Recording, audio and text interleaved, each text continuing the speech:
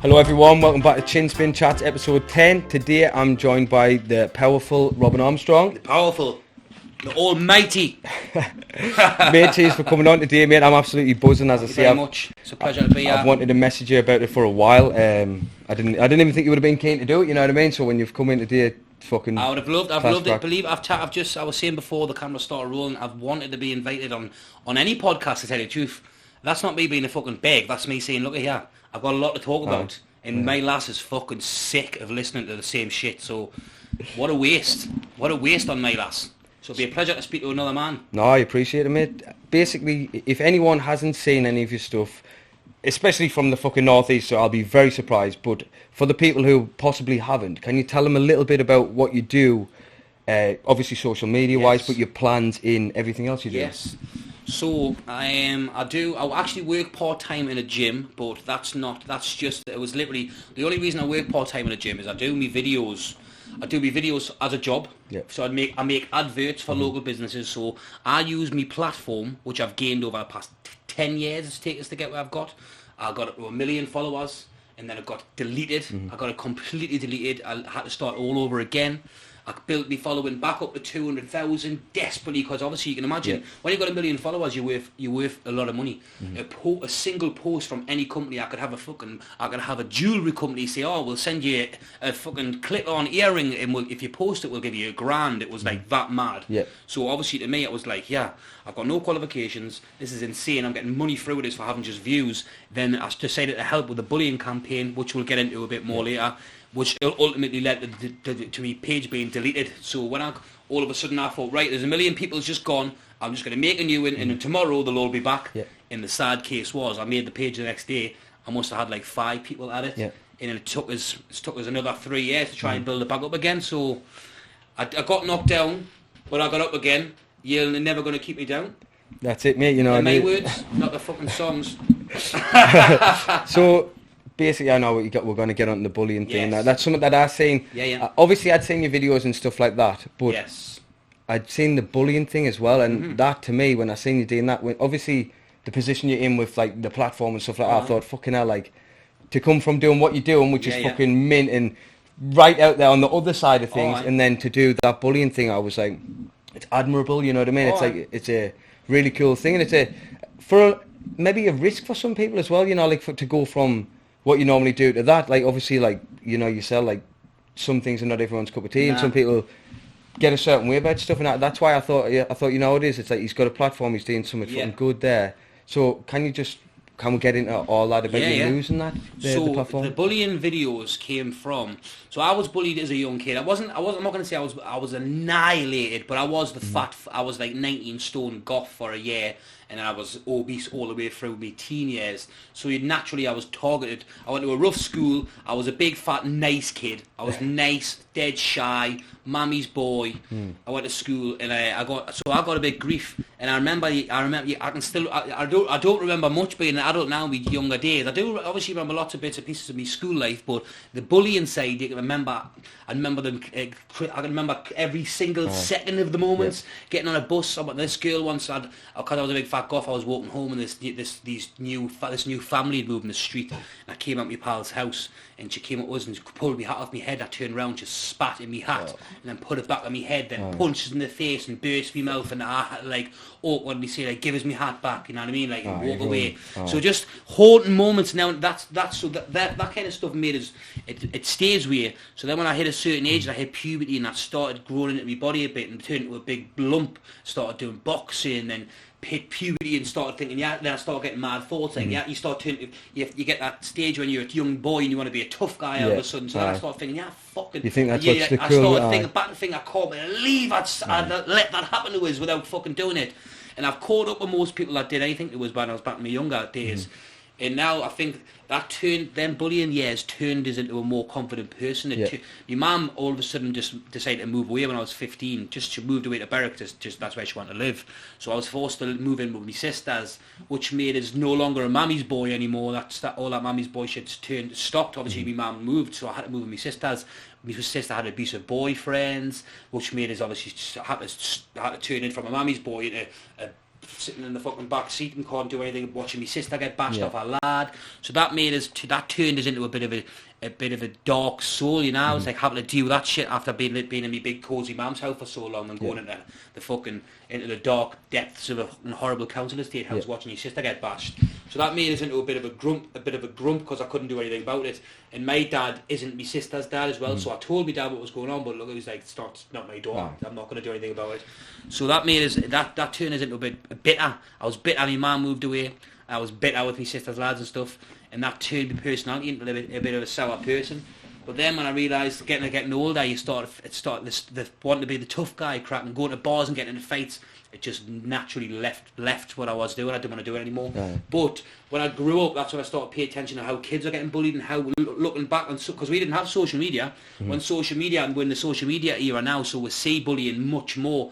The amount of bullying that went on when we were younger is probably the same, but now you see it. Yeah, and so rest you know from what it as well. So everyone get involved. So when I got the first video, the reason I got into bullying was when my young nephew and his friend got attacked. So I got sent a video to my social media, and obviously it wasn't even just because I had a big social media. I got the video sent, it was because it was my nephew and his friends.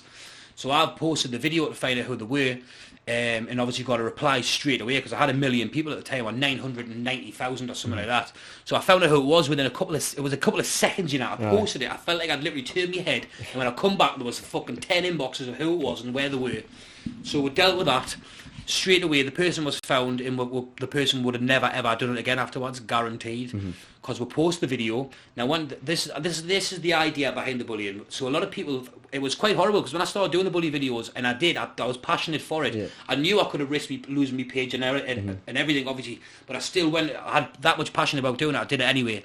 But what came with that was people were just assumed, because my videos at the time I was getting X amount of likes or whatever, but these bully videos were outshining my videos stats wise. Yeah. Obviously your comedy videos might get fucking 10,000 to 100,000 views, but your bully videos were getting millions of views. Yeah. That wasn't me trying to get, a lot of people are going, you're just doing this for views. The clout chasing kind of thing. So I was going with, what I try to explain is, look, I'm a big fucking hairy arse bloke. I like sessioning with my pals. I like staying with my bird. I like doing normal things. Likes and fucking, what's a like get is? If you can't look at your fucking, it doesn't matter if you've got 10 million likes. If you look at your fucking page, right, you've got 10 million likes on a video of some young kid getting bashed. That's not 10 million people going, this kid's great for showing that. My message was to say, look, if I've got millions of people on my social media, I can post the videos of these attacks, which ultimately doesn't leave the victim having to worry about grassing. So when they say the victims, right, so if you get bullied at school, if you tell a teacher, the teacher's then going to tell the kid off. The kid gets told off for a second. It makes the kid angry, and they come back and bully you again. If you tell the police can arrest the kid. They can only slap them on the wrist because they're young offenders. They do it again, right? The backlash always comes back. It's like a bragging thing as well, and for half the kids' eye. It's vicious. It's vicious, isn't it? But in this new era of social media, it can get about so much. It's so much faster. We've got the power to expose them by doing it ourselves. When normally a parent would have to go and face the school teacher and say, "Look, my kid's being bullied," with no backup, because no one knows about it. If you were getting bullied, your mum's not going to take fucking Tracy from along the road for support, you know. Yeah. So often the kids got off with it. So I would post it in hope that it would go viral. Everyone from their local area would pick up on what they've done. They would be so scared and embarrassed to leave the house because of everyone seeing the attacks they've done, that they would never leave for months. The fear and the thought of being seen out and about and getting attacked for what they've done, it's like cleansing the soul. You know, you see people get sent to a mental hospital back in the day, and they used to do loads of mad experiments on them to make them get better, like electrocute the veins and shit. I feel like this was that as a modern era, that it was mental torture on their own account. You didn't do anything that they didn't do. All they done was show them for what they've done. Imagine someone, if you've done a horrible crime and someone forced you to watch it. Look what you've done. Now let everyone else watch what you've done. 24 hours a day. Fuck upon rest. There's millions of people. You're a cunt. You're getting death threats off everyone from your area. After that fades out, eventually it will. It might take a couple of months. But at the end of it, you're left shell shocked. You're shaken up. And you will never bully again. Right. That was my goal. As harsh as it was and as dark as that sounds, everyone's like, you're like a hate preacher. People were comparing this to Anjem Chowdhury, man. What fucking who supports ISIS and that. I said, no, all I'm doing is defending kids. The only way that they can actually be defended is by me out on these kids, and it worked every time I put myself on the line. I had death threats. Oh mate, I had fucking endless families going, it's got nothing to do with you. On some occasions, and I hold my hands up, there was names sent to us, and I post the names online that turned out to be the wrong person. Now that's when everyone can turn on you. You've got a mob go to someone's door because you've outed the wrong person. So that's where I literally went, I used to hold my hands up and go, yeah, I got it wrong. But then when some parents have, some would kick off and go, how dare you, but other ones would go, yeah, you need to realise how much power you've got with 1 million followers. You are like a news station. If I post something, it's like 1 million people are going to see. It's like a newspaper.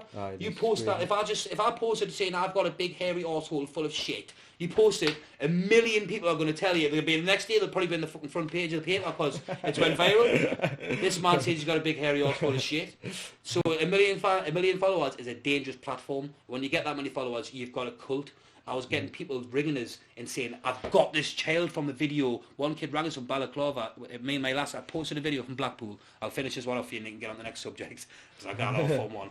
So I posted a video of these two young lasses got attacked in Blackpool. They got fucking caked to bits. I think that's the one I think saw. Fucking so disgusting, right? They were ripped the hair out. By the end of it, they were left in a mess. It's horrible. I posted the video.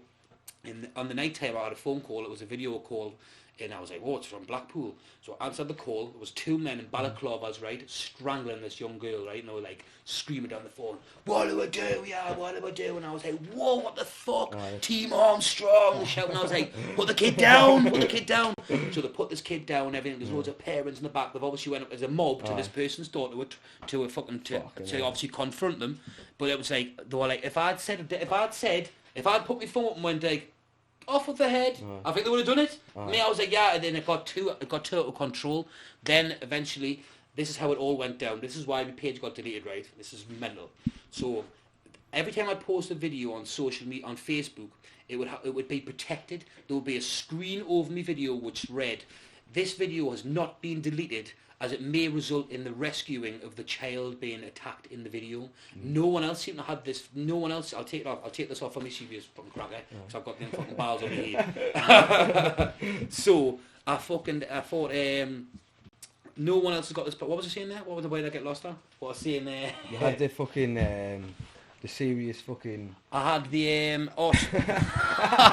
It's the smoke, man. It's the smoke. No, we had the you had the protective screen over your Facebook that no one else had. I had the protective screen over my face because right, so they were protecting me videos. This is what was going on. So I always wondered, right? Everyone was going, I'm sharing your videos, Robin, and I was getting millions of messages, but every time I'm sharing them, I'm getting blocked. So why was my videos being protected, right? Now, the reason my video was being protected, this is quite dark, this, right? So they were bringing in such a massive audience because every video was going like 10 million, 20 million views sometimes, right? They were bringing in so many eyes on Facebook that Facebook decided to protect me page, right? So they wanted to get that traction. They wanted to get the traction to the page, right? So they were protecting me page. So Panorama picked up on this, right? What is Panorama? Panorama is an investigation team that goes behind the scenes and investigate large companies for fucking fraud. Do they work for the police? I think they're the police. I think they're the police because if you see it on BBC Panorama, well, I think so they send in people in disguise to investigate and to fucking infiltrate businesses and whatnot. So what they've done was. The police Panorama sent some people into Facebook headquarters to get jobs in it's called the content legislation. So do you know when a video gets reported, it goes to this certain office where there's like 10 people sitting at desks and they watch every video that's being reported and they judge what they personally think if they're going to delete it or not. So then it's their job to watch. So the guy actually infiltrates by getting a job in that fucking room, right? He's in the room with the people from Facebook. And they're saying that he's going like, so why isn't that video of this young child being beaten up, being taken down? And they're going, well, it's bringing lots of traction, and you can see. He goes, and at the minute, if you look at the title of the video, because he doesn't condone the video, he's condemning it, we're going to actually keep it up because there's a loophole on what you're saying, your title. So if I'd said, this young kid getting his fucking face kicked in because he's a bully cunt, that video is going to get taken down because it's condoning violence. If he said, this young lad, can anyone help? This young boy is being attacked, we're looking to help the police. If you're just begging it like that and lie in your title when in fact you're not, you're just posting a video because you want to just keep the video up, then it was allowed, there was loopholes. And essentially, sorry for interrupting you. Yeah. And essentially, it's not really, I know you're using that in with your video, but it's not your video essentially anyway, because you're just talking about somebody else's video and just bringing it to light. So I can kind That's of exactly that probably comes into it as well. It was. So the way they looked at it was because it was bringing all this big new audience in it, and it was all eyes on Facebook. So how it all went down was they sent these people to investigate, and the questions that they were asking the Facebook people who worked there, there was stuff like they were like going like, okay, so how come this video is up? And they would say, oh well, in this video the only reason is because of the title. Then other things they would say was like, what did they say again? They were saying it, they're going to keep it up. It's been reported X amount of times, but we're going to keep it up anyway. And then they were blocking people's names who were commenting like saying, how is this video allowed to be kept up? And they were staying on top of that and deleting other things. So they were basically illegally keeping these videos up, right? So anyway, the police came in, found them, and they've investigated on the documentary on the BBC Panorama. If you watch it, it's called Social Media. If you go on Facebook, Panorama, it'll come up, right? This big thing. They interview one of fucking, what's it called? Mark Zuckerberg's top guys. They bring him in to grill him on why they've been letting these videos of these children be beaten up, like kept up. And they start referring to all my videos. This video was posted. Why was it being kept up? And the guy's like defending me, who works for Facebook, right? He's like saying, but the guy in this video is actually condoning it. And they're like, but yes, but it's causing violence against children. Do you think that's okay? So to watch on telly and say that this guy was trying to condone violence to get violent groups and etc. to deal with this because of what he'd seen. I wasn't doing that at all. And you didn't say that in any of the videos? Nah, I didn't ever say that. Going back to them, I said, they deserve. I said, if it was, you would always refer to if it was you. If that was my kid, I would fucking come and burn your house down, stuff like that. Obviously, well, you would, wouldn't you? You probably would. So I was just speaking to them the way they would only understand. If I spoke like a well-mannered person, right, and start going, those bloody kids bullied them other kids and it needs to stop, they're just going to go, look, that fucking fat barley cunt.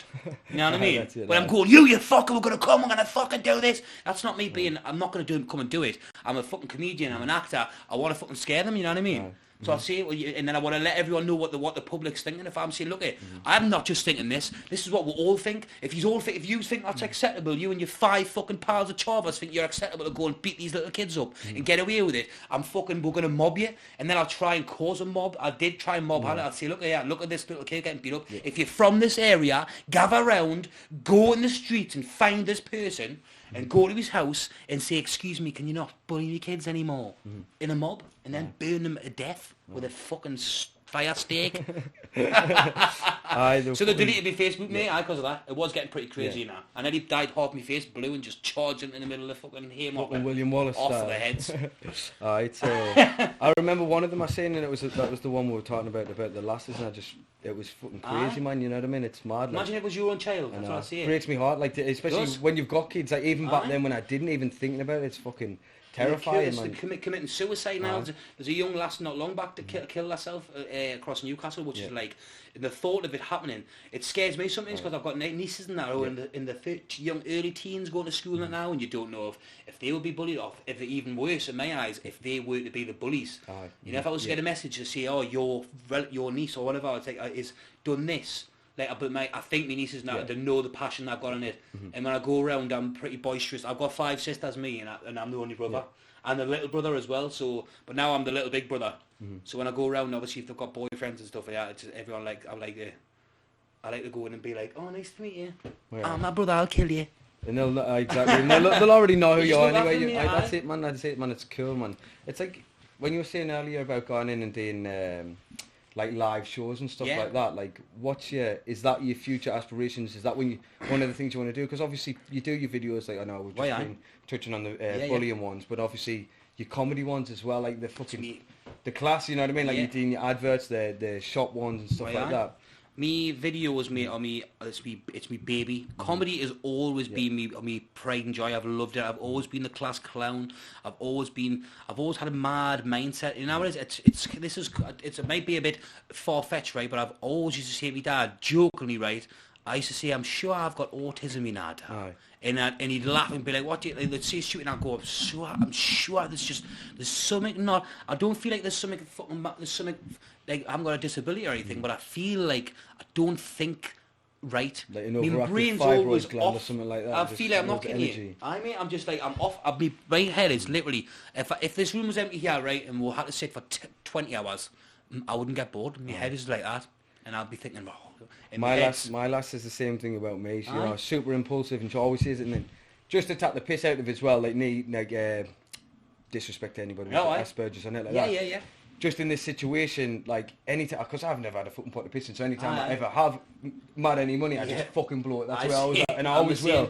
And she always says, you've got to splurge just because you splurge your money, you know what I mean? She takes the piss out, you've got to splurge us, and fucking always says I splurge and this and that. But she takes the piss out of us now, so, you know, she always says, like, you're on the spectrum and stuff like that. Like, I'm weird as fuck, mate. Like, most people, like, do the day-to-day shit, and then they've got the time to chill or whatever, but, like, if I'm sit there day and out, like, my mind is just fucking bouncing through a million different things. Like, I never sleep. I'm fucking the worst sleeper ever. I always have been.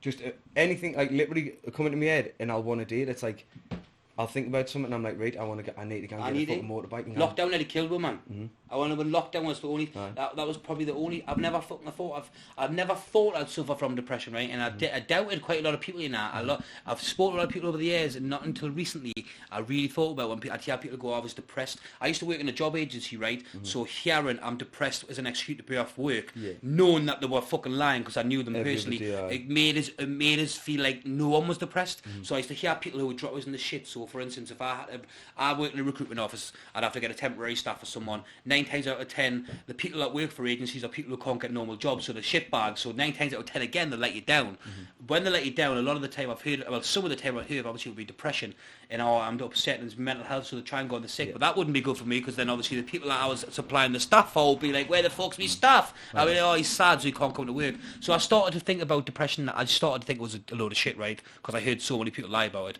But then, out of nowhere in lockdown, I cannot explain it. I felt like it hit us, you know. Yeah. It was like I was sitting watching telling lads, right? And I was just sitting there. I felt like it wasn't. I wouldn't say a draft, right? But I felt like my head go heavy. And she was like, "Yeah, right?" And I was like, "I'm fine, I'm fine." And then I was just overthinking for ages, right? And I was like, I never overthink, mate. Mm-hmm. I never overthink. And my brain just felt different. I was like, my head felt heavy. I was like worrying about stuff, and then I was dead self-conscious. I with my t-shirts. I was pulling at my t-shirts for a couple of weeks. Couldn't sleep. I was crying loads, you know. Like, I hate crying, mate. I'm not a crier, mate. So I started. I was killing this. I'm a fucking mad crier. It's horrible, mate. I'm a big soppy bitch, me, and I'll get into it. I'm an emotional person when it happened. But then I couldn't understand what it was. And then because I hold my girlfriend, whenever my girlfriend's upset or sad, I hold her up. And if she's been through anything tough, I'm always the backbone, you know. So for the first time ever, I felt like I'd broke that. I couldn't be that. I wasn't strong enough to be that. You know what I mean? I was dead. I was weak, and I was crying. And I was trying to look at her, and I could see that she was. It was killing her, seeing the strongest person in the relationship fucking crumbling. So I was watching the guy on for ages, and I thought I wasn't making any money because I wasn't making any videos. And if I'm not at my best, when I'm at my best, mate, I can make videos for all day, every day. I could go to a stranger's house and dress up as a fucking cockroach for a fucking Pepsi advert, if you want to see, and I'll go and have the best time ever. You know what I mean? And I could go and fucking someone could say, "Oh, Robin, I need to be a special guest at a nail varnish shop." Mate, I was in a nail varnish shop the other day. Plastic nails on, dressed as a lass, in front of loads of fucking mad drug dealers not walking past. And I love it, I thrive off it. But this one dark time for about 12 weeks it went on for, I was fat as fuck, right? Oh, mate, I was sick. Obviously, the sunbed shops weren't open. Now, my hair, right, I've got the fucking hair of a 90-year-old, right? My hair fell out when I was 21, I think it was. So we hit me fucking fringes there, right in the back. Hiding from your face. It's the worst, mate. So obviously, I just didn't even bother. I wasn't shaving my head, right? So I had this big fucking monk haircut. Like Mr. Burns or something. Oh, Mr. Burns, right? I was eating, I was worse. I was there every day. Excellent, Smithers. Why am I depressed? Right? So I was sitting depressed as fuck, thinking, what is fucking going on? Send in the hounds. Send in down the depressants, Wendy. Right? Where's the Prozac, Smithers? I was pure sad as fuck, and then I was trying to make videos, mate. You know, I looked like it would have been a good film, right? To watch a comedian who's depressed try to be a comedian. Yeah. So I'd put my camera up, right, and I'd place it down, and usually I'd improvise and I could make characters off the top of my head. And I'd kind of like watching the fucking. Sorry for interrupting. Yeah, no. Kind of like watching the fucking. the Joker, the Joaquin Phoenix one, where he's trying to be funny, but he's depressed and he's fucking... That was the scene, you know. And he's trying to make it happen, and he's just, you know what I mean? I know exactly what you mean. That's a good eye. I'm not kidding you. Without the fucking face, without the costume thing on, mate, I was crying. Right, obviously, my fucking makeup wasn't running because I didn't have none on. I might have. But I was looking at my phone, and my phone's on the ring light. The ring light's on. It's beaming in my eyes. Right, it's burning my eyes because I haven't blinked in ages because I'm trying not to fucking cry up. Then I was like trying to say something funny, right, and I'd be like, she would get with fucking tampons, dude. And like trying to do a lass's voice, so we shot off a video with a wig on. So I put a lass's wig on, I'm crying, and I'm trying to say something funny like that. And then I'm thinking, what the fuck? And then my lass will come downstairs, and I'm looking at her with the wig on, crying. And this is not funny anymore. She's like, you're funny, and she's crying. Then we're both crying. I'm thinking, yeah, this is fucking gay as fuck. Aye. Hard work, man. That's what I mean. But yeah, I come out of it. I came out of it out of nowhere, right? And I went about one day, I put the camera down, right? And I just said this fucking, it was like a 2-minute sentence without stopping about how I was feeling, but in a funny way. And my lass was like, he's back. And I was like, she was like, there again, that was funny. Because for weeks I was going, that wasn't funny, was it? And she was going, it is, man. But it wasn't. I couldn't get me rhythm. And then all of a sudden, now it's funny again. It's like a snowball effect. No, it's like out, you know, like you end up in a slump. It's a mad way how your mind works. Like you start, even if you're trying to be mentally tough and you're telling yourself, like, I am good at what I'm doing. And this and that, like, that little bit of like disbelief in the back of your mind, it does, and it starts to fucking... Eat you, mate. It does. It eats away. Do you know what I mean? It's mad. I don't speak about it though, because I spoke. I literally, because I kept it in me, because I could see myself, right? If I'm this public figure, so to say, because I'm on social media, not a public figure like, oh, I'm the man, I'm not that, because I don't even believe that. I like to be in the presence of my Wendy, and that's all I like to do. Me now, I like to go on little adventures. I do what I do because I love to do it. I love the process. I love making the videos. I love editing the videos. I love ideas of writing it down. I make myself crease when I'm sitting writing my ideas down, mate. No, I love what I do, but when I fucking when I was depressed, I couldn't do it at all. Now when I got, this is what I was going to say. Sorry, to get out of it, I swallowed it for so long. Right, I was like, screaming when me last would go to work. Like, what do I say? I can't say I'm depressed because I'm not known as that. I'm meant to be the boy, you know what I mean? Meant to be the ultimate funny, and I don't give a fuck about anything. But I didn't know how to speak about it, and then I just crumbled in front of Wendy, and then obviously tell her, I was like, okay. Then I spoke to a doctor and that, and said, look, what do? I'm depressed. And then I was on the verge of going to get me depression tablets, and I just went, you know what I'm going to do? I'm going to fucking stop eating all the shit I'm eating at the minute, because I was really I ballooned to about 19.5 stone comfort eating, and getting on the sesh, and just having loads of bad things. So I just thought, right, I'm going to detox. So for a week straight, I just drank dog piss and shit. No, I didn't. For a week straight, I just drank loads of water, loads of veg and chicken and that, and I went in the steam room and I just detoxed my body, and I felt good again. But I think the lockdown got you so fucked up in the mind, mate. You don't spend, it doesn't matter how much you love your partner, you could be the best of fucking mates. When then that lockdown happened and we were fucking trapped. 100%. Oh, mate, there's so many times you can go through the Kama Sutra before you've got fucking you've got rash, you know what I mean? That's it, mate, you know what I mean? It's mad, it's crazy what being in that situation does to you, you know what I mean? It's fucking mad, man. It's like... You just get sick of each other, and it's mate, fucking why? I'm fucking been depressed my whole life. You know what I mean? I've always been a bit of a fucking weirdo like that. Like my lass has always said it, you know. And it's weird, mate, because like I've fucking never really like, as you say yourself, you know, like I've always been like that. Like I'm always the fucking like joker and just laugh about things. But it's like, mate, it's mad. Like fucking, we were talking about it before on another one. Like my mom's been disabled. She had a mess from before I was born, you know what I mean? And then caring for her, and that was always like that was a hard thing for us to deal with, you know, like when I was a fucking teenager, like starting Sandal View School, I used to have to get out of bed on the morning and stuff like that, and that fucked us up. And then obviously like dealt with that all the way through, and then obviously like boxing was a massive thing that helped us from a young age, you know, like channeling my energy into that and having that to like, that was me released, you know what I mean? MMA was the same, and then obviously she died like not that long ago. It was like nearly 2 years ago now, and then it's been like kind of like it's weird, like it's not like because it's not like I haven't addressed it, but I've like had to be the one who was kind of like, as you say there, the strong one, because obviously my dad broke down like nothing I'd ever seen in my life, and then my sister, she's like an emotional wreck like all the time, like I fucking love her, she's mint, she's class, but she struggled with a lot. Like, she still is now, so I had to be the one who kind of... You've got to be the backbone, haven't you? Put it on the back burner, you know what I mean? So, like, it's always there, you know what I mean? Like, it's not like a day gone by when I didn't think about that shit, and it... Well, I think that's the fuel, that to me, that's the fuel, them moments in my life, or the fuel that keeps us going. In the dark times, sometimes I'll be flying with what I'm doing, but I'll hit a hard time somewhere where I'll have a creative block, or I might not be getting any adverts in, or someone else will be doing really well, and me not doing shit, and I feel like shit, and I hit rock bottom.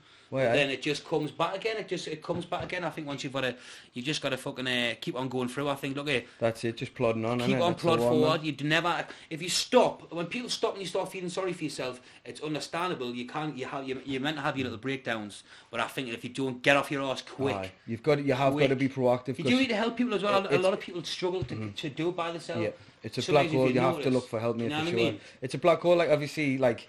Just there, like, a lad I know, he's just been found dead, like, fucking not long before that, one of the kids I boxed with for years, he's just been found dead, and it's crazy, man. If you look at the statistics in male suicides and stuff like that, man, it's like, it's fucking mad, man, and people need, like, obviously, the stuff like you do is mint, you know, like, obviously, with the videos, and especially, like, as you say, like, getting them out, especially when the lockdown ended, it's stuff that people can look at, and it's fucking, it's like good banter, you know, like, it's, makes people feel good about the day life. It's the videos you put on, like, who hasn't seen one of them scenarios, you know, like the one where you're walking into a session, you fucking you've went the night before and then you failed early, but then you walk back and the fucking their curtain everyone's up the tits. Fucking I just think you've got to be relatable, haven't you? That's relatable. Do you know when we were growing up? So when did you imagine growing up? You had the legs of Peter Kay when we were growing up and stuff like the first ones you can remember. You know what I mean? So when they came on the scene, I remember being so young that I would always laugh at the jokes, but I was too young to think about the joke. What does that mean? Because I couldn't relate about it, because I'd never been to a fucking adult party and that. But now, when I'm in the era and I understand that comedy is just talking about moments that it could all relate to, and ultimate comedy is something that everyone can relate to, because that's how your full audience will clap. What you're talking about, the adult party there, right, mate? I'll tell you a story about that, right? So, for years, this used to happen, right, mate? Like, it's fucking mad as fuck, you know, right? Me ma and dad, fucking funny as out. Like, as I said before, my granddad was a comedian. My ma's exactly the same now, witty as fuck, just out now, and they felt the mate, so would say something straight away without even worrying about it at all, just funny as fuck. And me dad's fucking lovely bloke, sound as out, care for me ma forever, like, day out for anyone, lovely fucking bloke. The mad days mates, because he one of his pals he was working in this, and he started working in this and when it opened, worked there for years, got kind of high up there, and he just stayed there. And he made mates with this bloke, so every New Year would go into this fucking house in, it's about 10 minutes away from mine, next to the Wavington pub. And for years we just thought it was like a New Year's party, you know. Fucking ended up finding out it was a fucking swingers party, because one of the times we went, it was maybe like hitting me teen years, went there, some fucking old wifey, all hours fucking out of it, trying to get in with us, fell out the back, you know, like that chips, like the red chip stones, gravel all over the back garden. Squashed us, mate. Absolutely fucking squashed us to death. We ended up finding out it was a swingers party. So every year we're going there, they're thinking these fucking random people who's coming to the swingers party bringing this kid. It's a fucking full-on fucking meeting for fucking swingers, man. You know Did anyone ever ask who the bit? Is this your? Nah. Is this your lad? Nah, just is this your toy boy? Just got on with it, man. Mate, I'll tell you a funny one, right, mate, that not many people know, right? Me and my dad, so never really got the chance to have much time for like just us. Like, obviously, he worked in mad shifts all the time, and then obviously fucking the way my mom was, he was out first. So I was fighting, it was my last semi-pro fight, and I was fighting for, it used to be Strike and Submit, and if you remember them shows or not, but changed its name to Supremacy, and I was fighting for a belt on there, featherweight belt on there, UK fucking title. And I knew I was going to go pro after. Fisher said, all right, we'll have this fight for the belt, and then you go pro. So my dad said, look, like, if you win, we're going to the lads trip away, just me and you will celebrate, we're going somewhere. Where have you always fancied going? I was just at the top of my head. Let's go to Poland, you know, I've always fancied Poland. So, radio, whatever, have your fight, see how you get on, had me fight, really choked some fucking kid, and then we went to Poland, me and my dad, went to Krakow, did all sorts of mad shit, went Auschwitz, went and did all this kind of cool shit, you know, just like as a tourist does, you know, just tapping the piss, having a laugh, went to this shooting range, shot all sorts of fucking mad guns and that, and it's cheap as fuck out there, so we're guns out, we're getting there, it was the first time I'd had venison, had a venison steak, got loads of beers, and I was lightweight anyway, you know what I mean, I was a fucking skinny little kid who trained all the time, so if I'd have a couple of beers, like even now I have a couple of them, I'm fucking pissed, you know, guns there anyway, steaming, mooching about, my dad's like, oh, should we go in there, and I was like, looks like a fucking strip club, you know what I mean? I was like, if you want, guns in anyway. Sitting down, they bring fucking beers our. These fucking birds are fucking lying on us, tits in our face, and I'm like, this is awkward as fuck. There's me door there, you know what I mean? I'm sat there with me door and there's these birds dancing all over, so what the fuck? Anyway, we'd been in there, had a couple of drinks and that. Not knowing that we'd been spiked, mate, right? So I'm oh man, we're fucking wrecked. Anyway, mate. So this fucking, I'm sat there in the world of me on, like, on the fucking moon. Anyway, I just see all these women, like, literally just dispersing, running all over, and I seen Dorman coming. I'm like, what's going on here?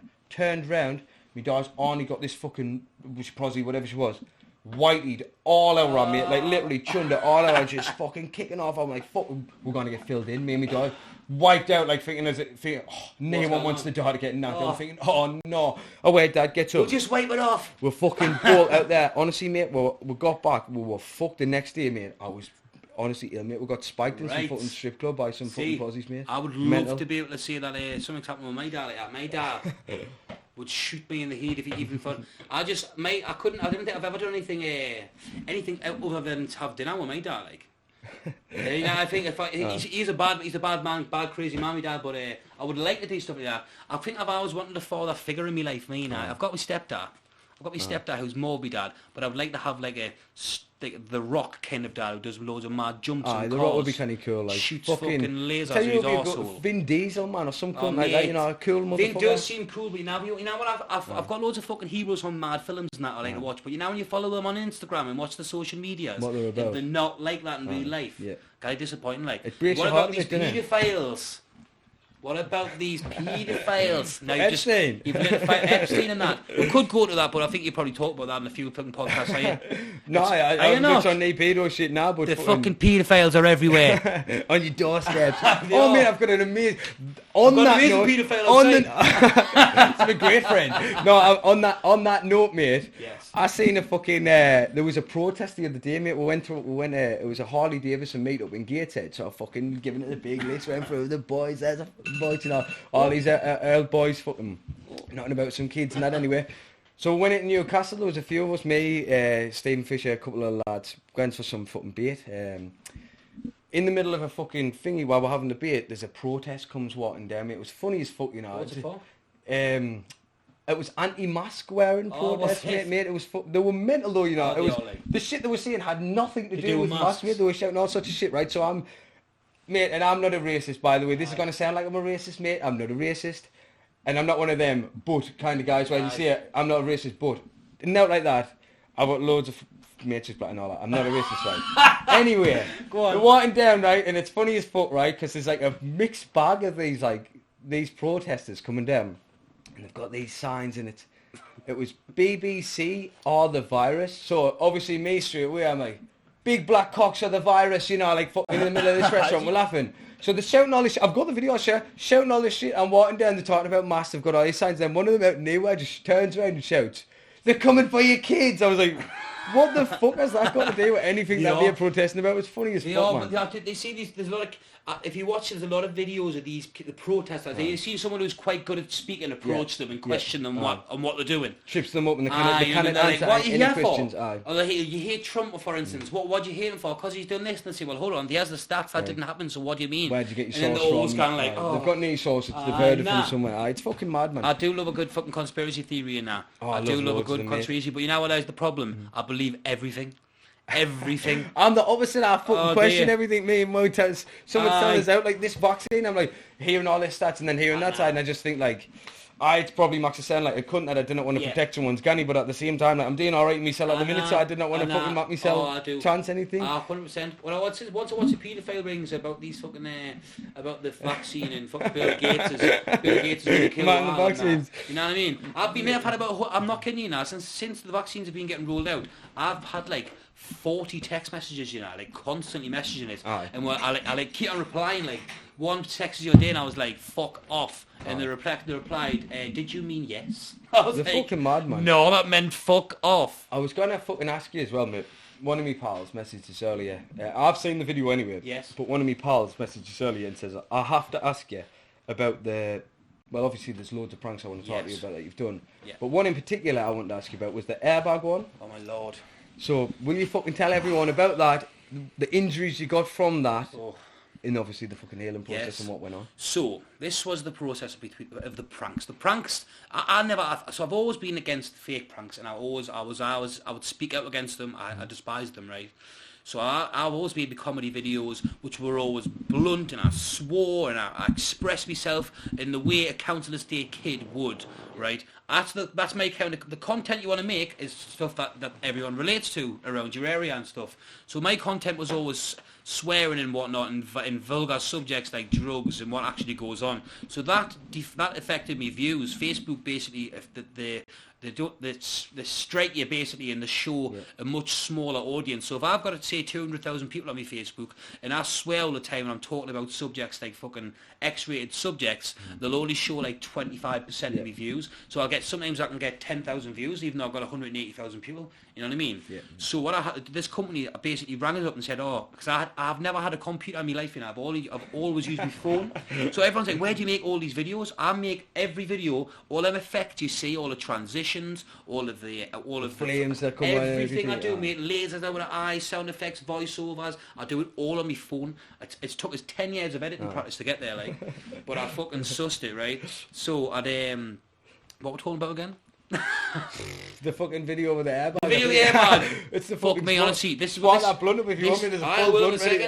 This is the effect. This is the effect of the airbag. It's the punching, the effect. Listen, I'm not kidding you now, mate. I'm telling you, right? So this is where the airbag happens. So this company basically groomed us, right? Because they knew. But the paedophile ring. Oh mate, the paedophile, the big. I got work to get in there. I got fucked up the arse a lot, man.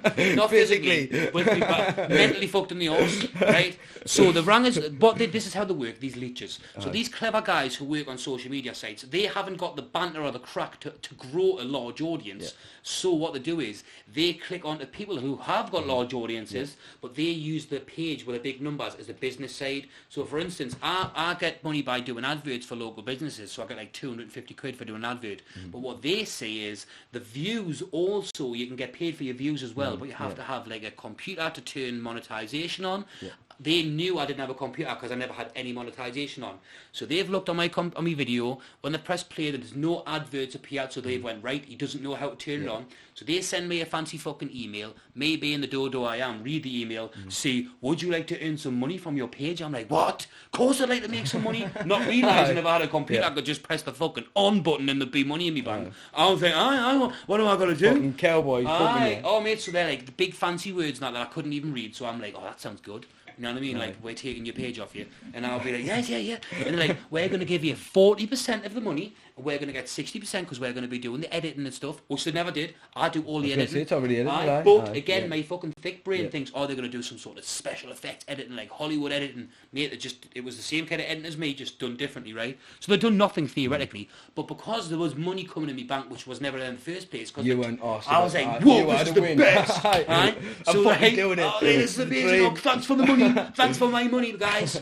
Thanks for telling us how to get my money, I should have said. Right, so they went, look, your videos are good, but they're not getting so many views because you're swearing and stuff. So what we want you to try is do some pranks. So first things first, I was like, look, I'm totally against pranks. I don't like them. It's going to ruin my I would say my image now. It took us 10 years to get here. I was a fat spacker when I first started doing my videos in the park. No, when I say the word spacker, that's just a Geordie lingo. No, I mean, I see a spacker about everything. I see it all the time, and I see people look back at it. You know what I mean? Like if I've injured myself, I say I've just spackered me fucking foot there. I look at them and I'm like... It's a bad word, but obviously I would never... Like, for instance, if I went to the Chinese, I would say I'm going to the Chinese. I wouldn't say Chinese because I'm a racist. That's it, just because you've grown up on it. That's it's just because we grew up around that. I work with disabled kids for years. My mom was disabled. I've got like... You would never call a disabled person. Never. You would never say it to a disabled person. And if I seen anyone doing it, I'd give them a clip. It's just a word. I would never say it to a disabled person with a horrible phrase. But if I see me pal fucking fall over and trip over his laces... You'd see your mong or your spacker, that's it, definitely. It's just the fucking vocabulary from living up here, you know what I mean? We'll just cover our own back. I've already just said big black cocks are the virus, and they're not the virus. The knee virus. They could be a virus. So, before we go off track there, we actually love it. Cut that part. So, what was the title again? We're talking about... fucking hell, man. Fuck me. We're talking about your pranks, man. No, the pranks. I was leading up to the prank. We'll get there. We're leading up to the prank. So, this company fucking paedophile grooms us, right? Totally sucks us in, right? I'm like, they basically said, do you want some of your own sweets? I'm like, alright, well, we're going to take most of them. You can have a couple. right? So I agree. So then let's say these pranks. So I said to my Speaking girlfriend, about sweets, you should munch that. I'm going to munch that in a minute. Staring I've at been you looking right at it for a while, you know. I'm getting, yeah, it's that fucking 200 milligram of shattering that's across it. the board, and then That you're is. the naughty, I'm you're the gonna nice. go. I had a full, mate, stuff like that. So I can smoke, right? If I smoke a blunt, right, I never smoke any tobacco. I'll smoke a blunt, and for the first 20 minutes, half an hour of that time, it's like a full-on mental battle, and I look like Stephen Hawkins, and I'm in my own world, and I'm like fighting it off, and then after that, I can smoke blunts all night, and that's the way I always have been. But with eating it, it hits me different. I don't know if it's my body or the way I digest it or what, but they fuck me up, mate. Right? I had a full chew, so the hard-boiled ones are about half the dosage of a chew. I'd smoked earlier in the day. I'd been out seeing my pal, had a coffee and that. I had a blunt, chilled out, wore off. On the evening, I thought, you know what it is, I'm going to get the guitar out later, just chill out, fucking try and... Can you play guitar now? I try and a bit of shit, you know, I try and write some shit down or something, learn some new shit, whatever. I like to just, even when I'm watching something, I just get out and just quietly just touch your stuff anyway. So I thought, I'm going to have a chew, get in the zone and just thingy. Mate, I had a chew, stayed a couple of hours, chilled a bit. I thought, it's time for bed. I am stoned, but it's not what I thought it was going to be. Went to bed, right, mate, swear to God, God's honest truth, mate, right? Went to bed, about 4 hours later, mate, right? I woke up, right, mate, tripping, couldn't get off the bed, mate. Oh man, I thought I'd lost my mind, man. I couldn't focus, my mind was flipping through fucking topics in my head. I'm trying to lock your mind on something. Mate, I was fucking butchered, man. I couldn't get off the bed, man. What's in them? Shatter. Is that what it is? 200 milligram of shatter. I saw this stuff here. Yeah. Like high grade shatter, but put across the fucking the board in that. You know what I mean? Just shatter. I've never even seen it before. It's Look at that fucking bit of... Whoa! This is something that's like something to fucking Breaking Bad, that. it's naughty shit, isn't it? You know what it looks like? It looks like, you know that fucking Austin Powers, you know, that skin box. That's a keeper. Oh, that's a keeper. Put that in the skin box. Sorry, mate. I sidetracked us there with the fucking sweets. We were talking about your fucking pranks, mate. I feel like it's got to go on. You're going to have to light that up. It's fucking screaming at you, that. Oh yeah, because I'm going to get the airbag and then I'm going to take it. Otherwise the airbag will never be told. At the end I'll just say, to be continued. So, the airbag. So I say to my girlfriend, I went, look here, we're going to have to do some pranks. We're going to have to step over that line of cool, popular, fucking funny guys into the realm of the loser. So I delved into it. So before the airbag, right? So you decided to do that. So I said, did they start off mild and then get heavier? Well, it was my first one, so I thought it was my first prank video. What I didn't want to do sometimes, so this is the crack. On a social media video for Facebook, if you post a video which is 3 minutes long, it's eligible for adverts. Yeah. It has to be 3 minutes long, but you can't swear. Can you go longer than that? You can go longer, right? As long as it's over 3 minutes. Yeah. So minimum 3 minutes. If you do a 10-minute video, you can put 4 adverts in and be greedy. But that means obviously a lot of people will turn off after the third advert. So you be tactical and get a 3-minute advert that puts an advert wherever you want to put it. So your aim of the game is you want your first 5 seconds to show the most shocking part of your video. Then you don't show it again until the very end. Kind of thing. So people hang on to that. So I'll show you me break me back, but I will not show you that until the very end of the video. So you're gonna have to watch the advert. So that's a tactical way to get them to watch the views. So I started off, mate. I didn't learn this. It took us. I've had to sit next to people for years and watch the screens, email them, and just for me, it's took us so many. I've made every fucking mistake plus 10. Everyone, but now I've mastered it over just literally going like this over people's backs and going, oh, is that how you do it? Trial and error, mate. That's what I'm saying. Like that, when I was telling you earlier, like I've fucking literally shat me fucking pants after a weigh-in just from using fucking primordial fucking methods that no one knows anything about, you know, like fucking trial and error. Just giving it a crack, you know what I mean? And that's exactly what it is. I'm going to trail this fort, yeah. And the error was the shit in me pants. You trailed, there was an error. That's it. You try again, mate. Change your pants again. Plenty of boxer shorts again. Smuggling duds, what you wearing? Smuggling duds? I smoke. Shout out to smuggling duds. Shout out to smuggling duds. I know they've had my back for a while now. The good guys. Smuggling duds are good, like. We've done it again anyway. So the prank. So you start off mild. So then I was on my smuggling dudes. Right. So this is what I did. We started off male. I'm going to tell you how male I started. So I went, well, look here. This is what we're going to do. I went, I'm going to do some pranks on you. I'm going to set the bar. Then I want you to go away.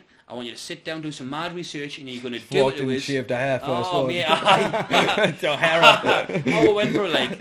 we're going to do it, right? But I said, I want it to be done in the most unexpected time. So you can't fucking do it when I'm just... Don't do it when I'm sitting facing you, or don't be laughing, or don't say, Robin... authentic, like, be real, don't be like, Robin, can you come here for a second? Or something stupid, like, where I'm going to... Nah.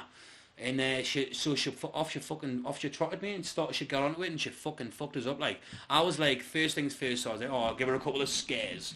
You know what I mean? So I scared her and then she threw a fucking smoke bomb down my pants, right? Like, literally, so I was like, oh, that was a bit more. Then I'd fucking...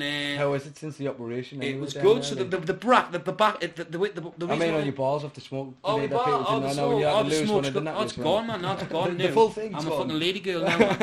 Lady boy. I've just got basically, it's just a fucking, I've got an axe skin wound. flap. It's just a melted bit of Speaking skin. axes, fucking. It's like a fucking, it looks like a monster bulldog's fucking jowl, you know, like a bulldog's jowl. That's how it is, a burnt bulldog's jowl. So this is what I've done. I went, right, we're going to do these mediocre plans, but I said the end one has to be something catastrophic. And she was like, what do you mean? I was like, well, and she was like, well, what do you want to do? I was like, I'll get run over. Or I'll run on the St. James's Park. That should be a tranny van, though. Something that's over its so own. Just crush a fucking dildo in the arse or something. I want to be paralysed the rest of your life. But something has to be something so bad. And she was like, well, what do you mean? And I was given a list of mad shit. She was like, nah, I'm not doing that. And then I was like, right, okay. So I goes to my parents' house. She's like, oh, we're going to Gorsey's. Gorsey is shout out Gorsey, who does Summer Madness. Have you ever heard of Summer Madness before, where there's a legal car meet? Oh, so nice. basically what he does, right, he's done it for years. I say I'm not into my cars, so I do be now, it guns on. But he goes, says, I want you to be a guest at this Summer Madness show. I goes, all right, this is the guy who was in charge of the airbag explosion. I'm going to get to the final, at the end of the story, we'll finish with the airbag, right? So he goes to us, I want you to come and be a guest at my illegal car show. We're going to do a gathering, right? So I'm like, oh, I'm fairly new on the scene of social media. I had about 150,000 followers. And I went, all right, and I'll come to your show. So he goes, I'm going to send a car to pick you up. So this fucking bright orange M5s, you know, when some of these car buffs, mate, you could have licked his wheels. Little chubby on when you're seeing a pull up and that full mass. The kid was minging, right, but the car was unbelievable. Right? You can see he's not.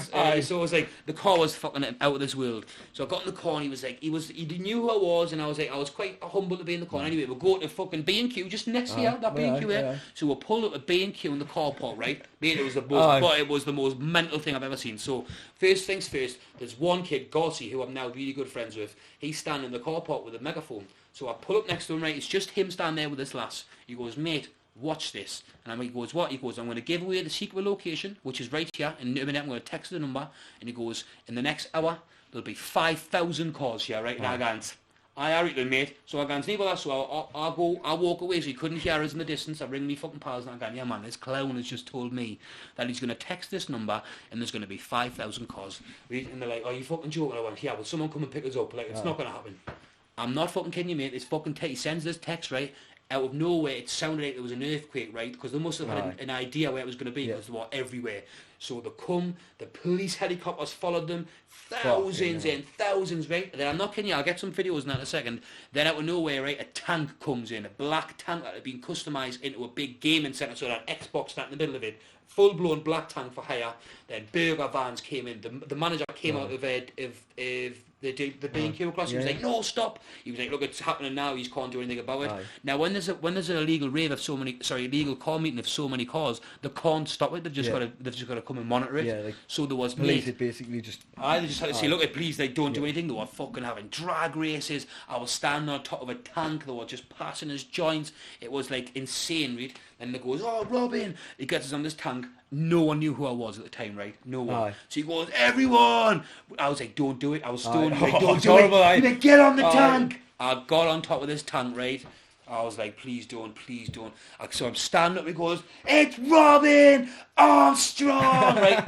Everyone knows that. It was like the most horrible. Then I heard there's someone in the background go, boo! Right, I was like, oh, fuck. And then he was like, what the fuck? Make some noise. Sweating, warm as fuck, arse twitching to that fuck. They were trying to reassure, he tried to go like, come on, guys. And one of them ones, come on, please, guys. And no comment. Mate, so I got down lodged, right? I was like, fuck's sake, what you do that for?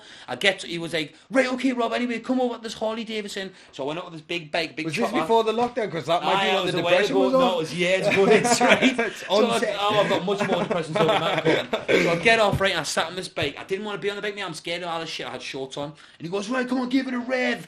Everyone was in a massive circle. I mean, they hated us, right? They hated us. They were looking at us up and down like car buffs and bike buffs. They're like, rev it. And I was like, fuck's sake. I revved it and stuck me fucking whole leg to the engine, right? Oh, no. Oh, mate, so I had to rip my skin off. Oh, mate, I was like, they were laughing at us. I was like, oh, bits of skin off your sack still on the seat. Oh, man. Oh, so, anyway, that's how I met this fucking bloke. So this is how I knew he knew about cars. So Wendy fucking mischievously got in touch with Gossy, knowing he's a car buff and he's always around scrapyards and that, right?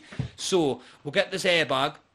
She gets the airbag. I go down to Gossy's house. Everyone's got seats. Everyone's sitting around the hot tub and that. But the only one, the seat that was left was a pile of wheels, and then obviously it was like a wooden crate across it.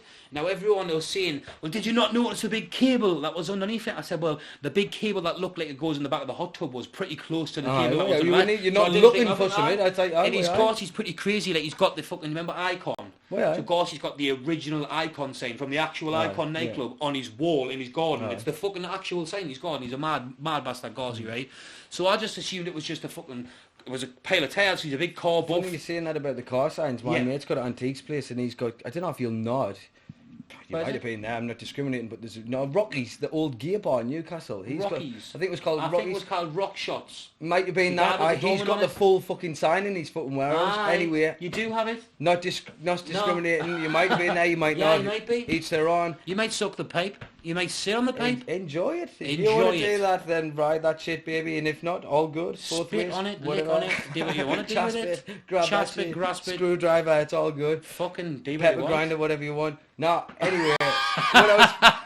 Going off. You went on the fucking thing. So, you sat on the crate. The airbag sat on the crate. Now, this is where it all went down. The video is online for everyone to see. The video is online. It's viral. It's fucking got Check 6.1 million views. So this is what happened. I'll take you through the exact moment of what went down. So I'm in the garden. We're having a couple of beers. Everyone's sitting down. I keep on throwing slices of cheese at Wendy. Right? It was a hot day, so I was trying to get it to land. You know, if you throw a slice of cheese, mate, it sticks. It's funny. It's funny no matter what.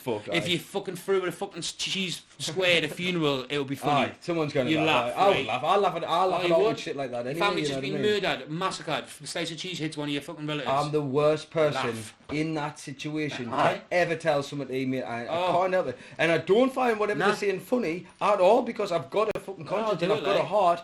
But when they tell us, my body starts like, and I'm like, I'm going to laugh. I can't laugh. And in my head, I'm having this whole fucking mental battle, and the monkeys are clashing, and I'm trying to like, laugh. Drink doesn't mean it's just drink. If I drink, I'll do it regardless, even if people are saying don't do it. So anyway, it comes to the airbag, right? And then I'm sitting down, I'm looking at everyone, and when I look up, Gossy's got his phone out, Wendy's got her phone out, the rest of them there's like 5 of his daughters, they've all got 3 of his daughters, all had the phones out. So I'm like, I was waiting for a slice of cheese to hit his back, because I've been throwing them all day. So I sit down, look at the hot tub like this, and I'm like that, looking for the slice of cheese, like, which one's going to throw it? In my head I was thinking... Before you know, you're prostrating your throat. Bullshit fucking folded in half. I thought, you know what I'm going to do? Because I had my hand here at one point where I was like, I'm going to catch it and it's going to look mint on this video that they're going to make, because they're all recording. So I thought, cheese going to come. I had the full intention of being like, bam, catching it. So I'm like that. So, and then I went to them, so what... obviously I looked at the hot tub and it was cold. It felt cold, so it was obviously just been put on. But I found out at the end of it was to try and get us in the hot tub. So I leaned forward and I was like, when's the hot tub get hot like? And then the second I said that, I looked at Gossy and I realised that Gossy had the wires in his hand, made it hit us, right? I've got the video on my phone. Mate, it's absolutely brutal, mate. I watched it recently. Mate, you're lucky you're fucking still walking. Your spine could have been fucked completely, man. No, but we watched it a couple of weeks ago. We were watching airbag pranks, right? And I just assumed, because I was spoke about it, and I said, you know what it is? Because they were like skinny kids who were hitting the fucking ceiling. I'll guide you guns up Nitty's head on the deck, and then I've seen so I just assumed, right, when I went to her, I'm too fat, it wouldn't affect us. That's what I exactly said to her. And she laughed it off, right? Not obviously my wife thinking there, she's literally showing me fucking fate, he passed me feature, sorry.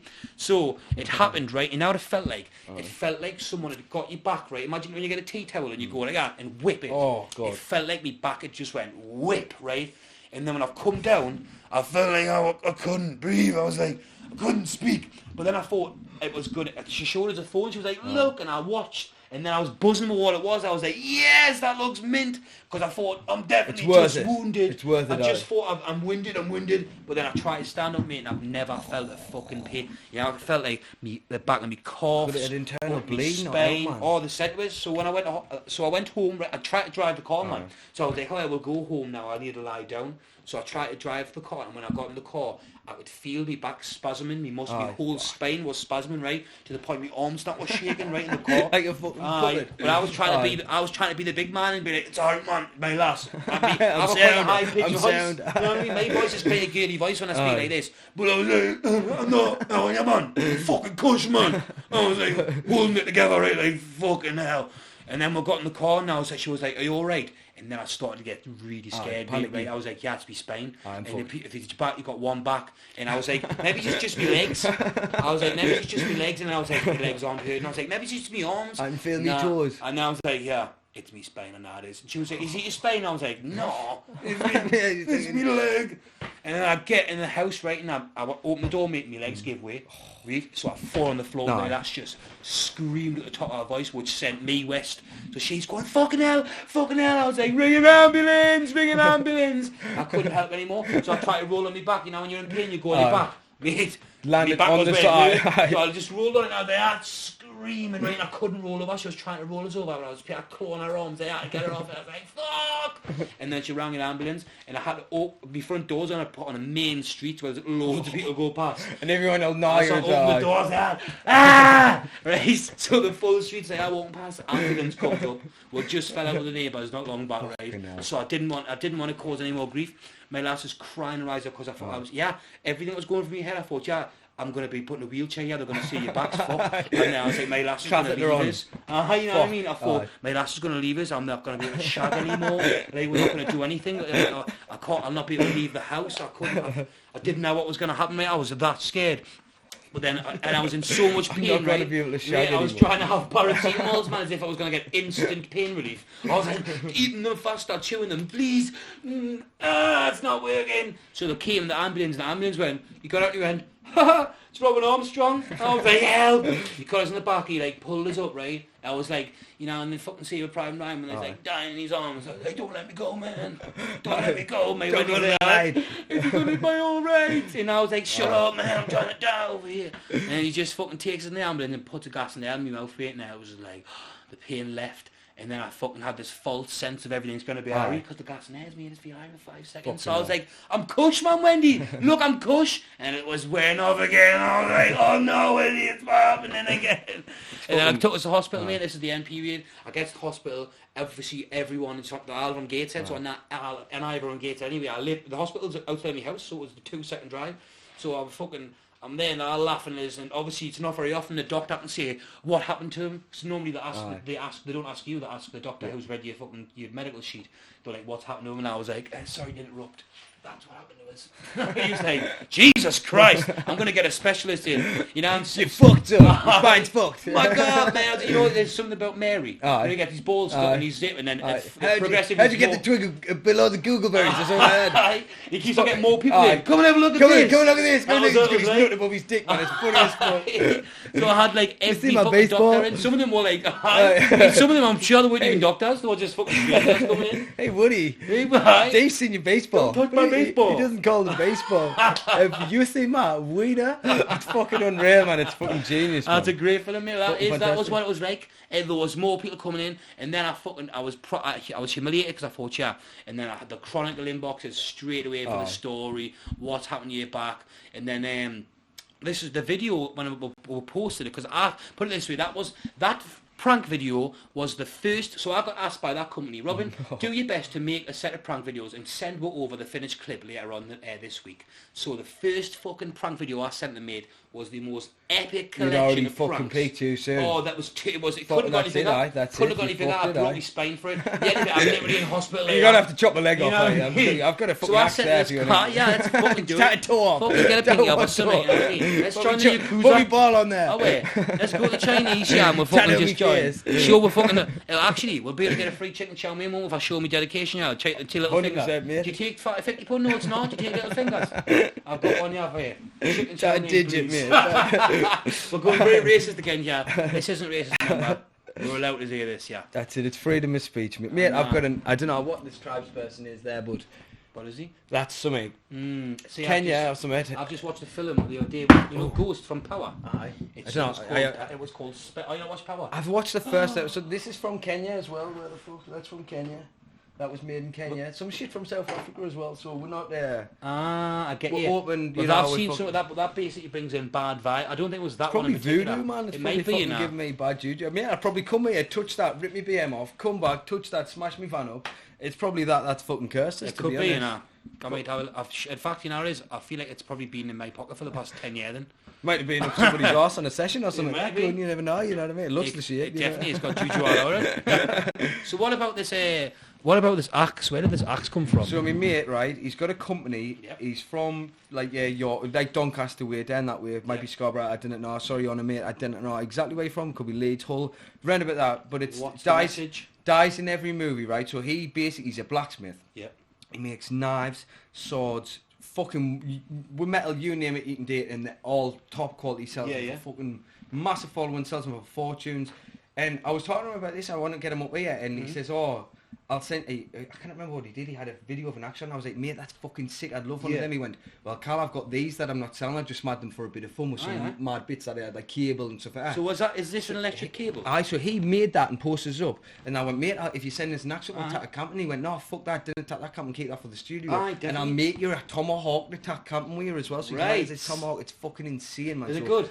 Unbelievable, mate. So he sent us them up. He makes knives and all sorts of shit. So he's a fucking... That's kind of sick. Well... Dies in every movie. There's a little plug for you there. What's it called? Dies in every movie? There's Dies in every film. Sorry on a mate. I fucked the job there. Dies in every film. Dies in every film. I'm the Actually, worst fucking... I think you should have to lose a finger for that. Aye. Let's lose a finger for that. On there. Dies in every film. Take one. Promo clip. Fucking... This is the best axe I've ever seen. Mate, it's unbelievable. I don't want to be any accidents. The classic axe joke I use whenever anyone's got an axe. All sorts of... That's from Johannesburg, that. I got that... I think somehow, like, dude was trying to groom us, mate, right? So he's like some fucking 7-foot giant, right? And he's telling us, don't go outside your hotel. If you go outside your hotel, only stick to these streets. It's not... Where was it, Johannesburg? And it's made the McDonald's have got electric fences, they've got armed guards, everything, and you but I'm fucking mad, mate. So I'm like, I want to get some smoke, I want to do whatever. I'm looking about for these sketchy dudes, so I can get some fucking shit, after the fight. I want to blaze it up or whatever. So outside of the place we were staying at, right, it was in a place called Santon, and in Santon it's like really businessy, but it's still Johannesburg. So you've got like multi-millionaires with Bugattis and Bugattis. Different story. That's multi-millionaires with Bugattis. Bukaki on the brain. It's got to talk about fucking butt plugs and shit. It's got to. Yeah, I've got a sweat and I'm getting a bit aroused. No, Bugattis. We'll get back to that later. No, we're fucking Bugattis and Ferraris, mate. Like, but then on the other side, there's people who've fucking got knee doors on their houses, needing out, like literally nothing. So it's a mad divide. So they're saying like, don't go to these places, you get robbed. Don't get in taxis. Fucking, they're not being racist again, but when we're saying they're like, look, don't get in taxis with these people. There's going to be this person going to come and get you. Yeah. Don't get in. Think anything. If you're going to do anything, we'll sort you an Uber. Because if you get in this kind of taxi with this kind of person, you'll get robbed or you'll get gunpoint. You'll get threatened, whatever. So I was mooching about. And I was dishing out TFT. Dale, the guy who come out with us, had loads of TFT t-shirts that he's made from our gym. So I was fucking dishing them out to the lads up the street. And they're like, to them out there, mate, right? They think I'm a superstar, right? Because their main channels, what was it called, man? What was it ABC 1, 2 and 3 or something like that, right? Or SBC, something like that, right? That's their main channels. So when they say AFC, because it's live on their television, and then repeat it again the next night, they think you're a superstar, mate. I didn't have a pot to piss in. I was in my overdrive getting... I didn't have a pot to piss in. I was in my overdrive while I was there. Yeah. The money I was getting from the fight was just fucking paying back money that I did just to get there, whatever. But it was a mint chance, you know what I mean? So I was like, they think you're a fucking superstar. So I'm wanting to see the champ is here. They're saying all this shit. The champ, he's going to win on Saturday night. And I'm like, fucking hell, give him the t-shirts. And he was all over us, mate, right? And he gave us them, and I was like, no, normally if you're in a beef and they put something on you, you've got to pay. I'm like, no, mate, didn't come at me with that. I'm not. I've got no fucking money for you, mate. I'm fucking skinny. I've only got the fucking daily allowance what the organisations give us.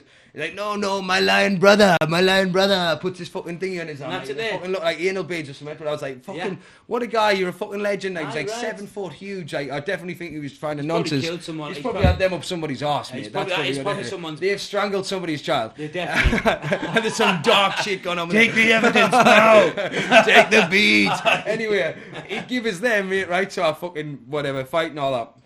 And I come home and then, mate, I was getting messages of him for, he got me Instagram, getting messages of him for ages, like, my lion brother, this, that and the other.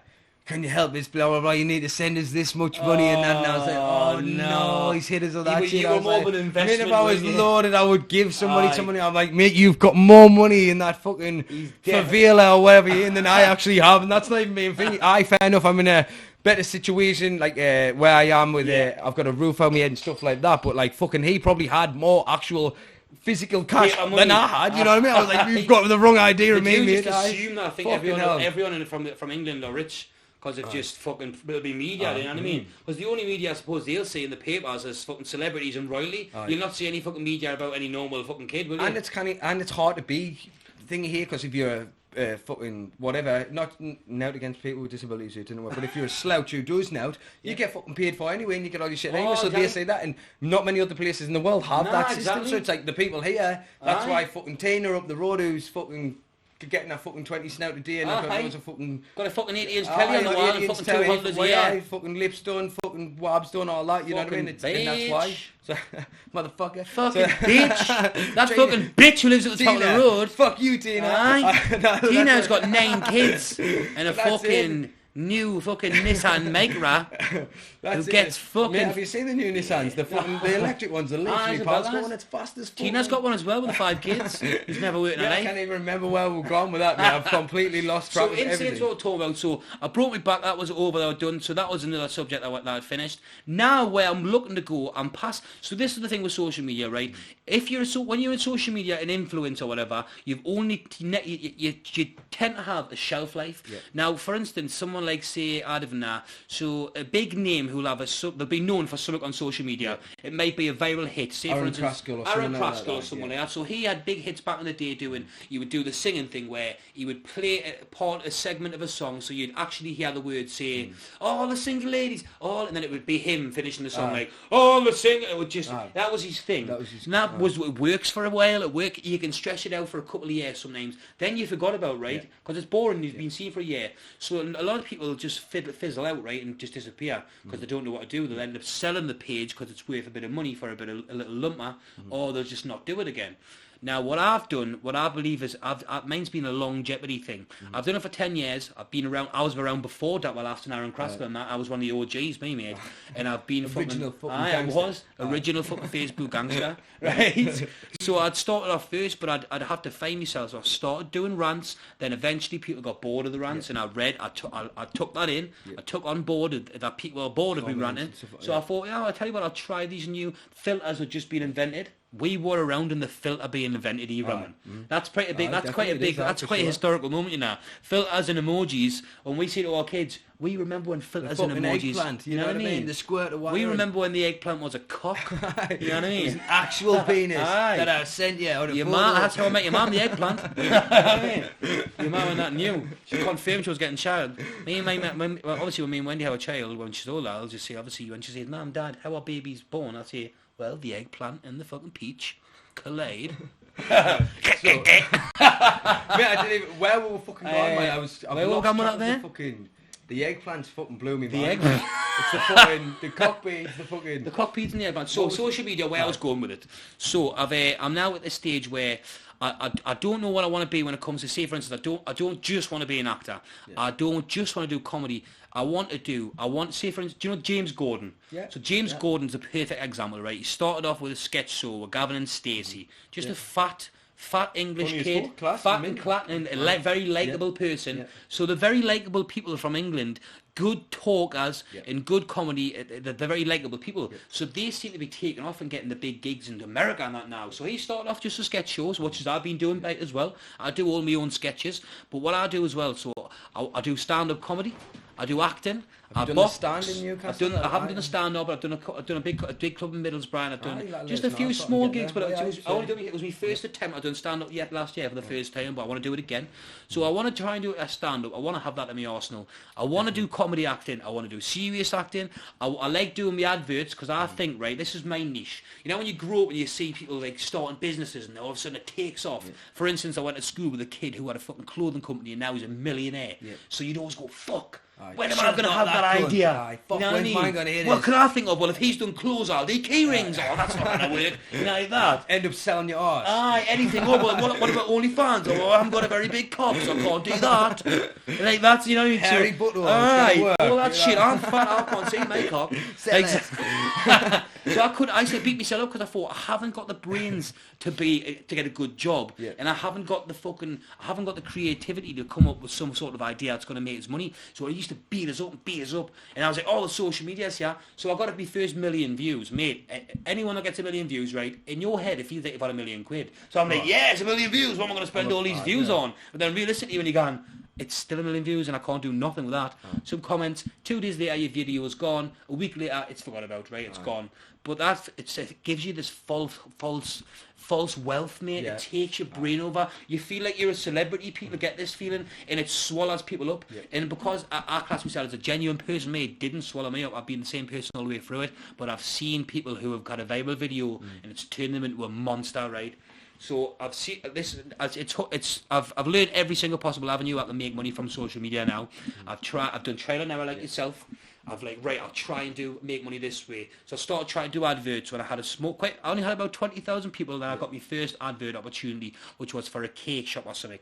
And I was such a poor businessman that I advertised myself. He was like, what would you want paid? How would you want paid? And I was like, oh, well, just give us a slice of that rocky road. You know what I mean? She's like, is that all you want? And I was like, no. See, in her head, she's thinking of grand. She's like, she was like, rocky road, that's all he wants. And I was like, aye. Get in. She was like, are you sure? And then I was like, and then I thought, nah, my businessmate, me fucking shit businessman was like, no, and the slush.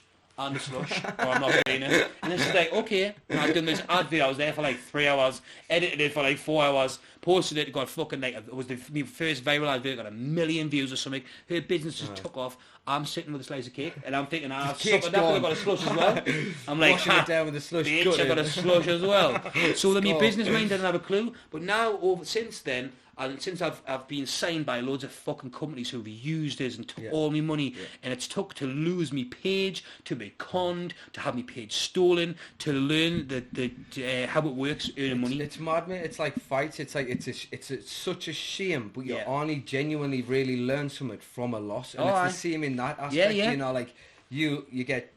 I don't want to say street smart, but you get like wise to the game. Oh, you do? From being fucked over, and people are like taking advantage. If you can survive getting fucked over, if they're the ones who make it. If you can suss out the system, because if you get fucked over, I know kids that get fucked over and that you don't know to go, who do I approach you?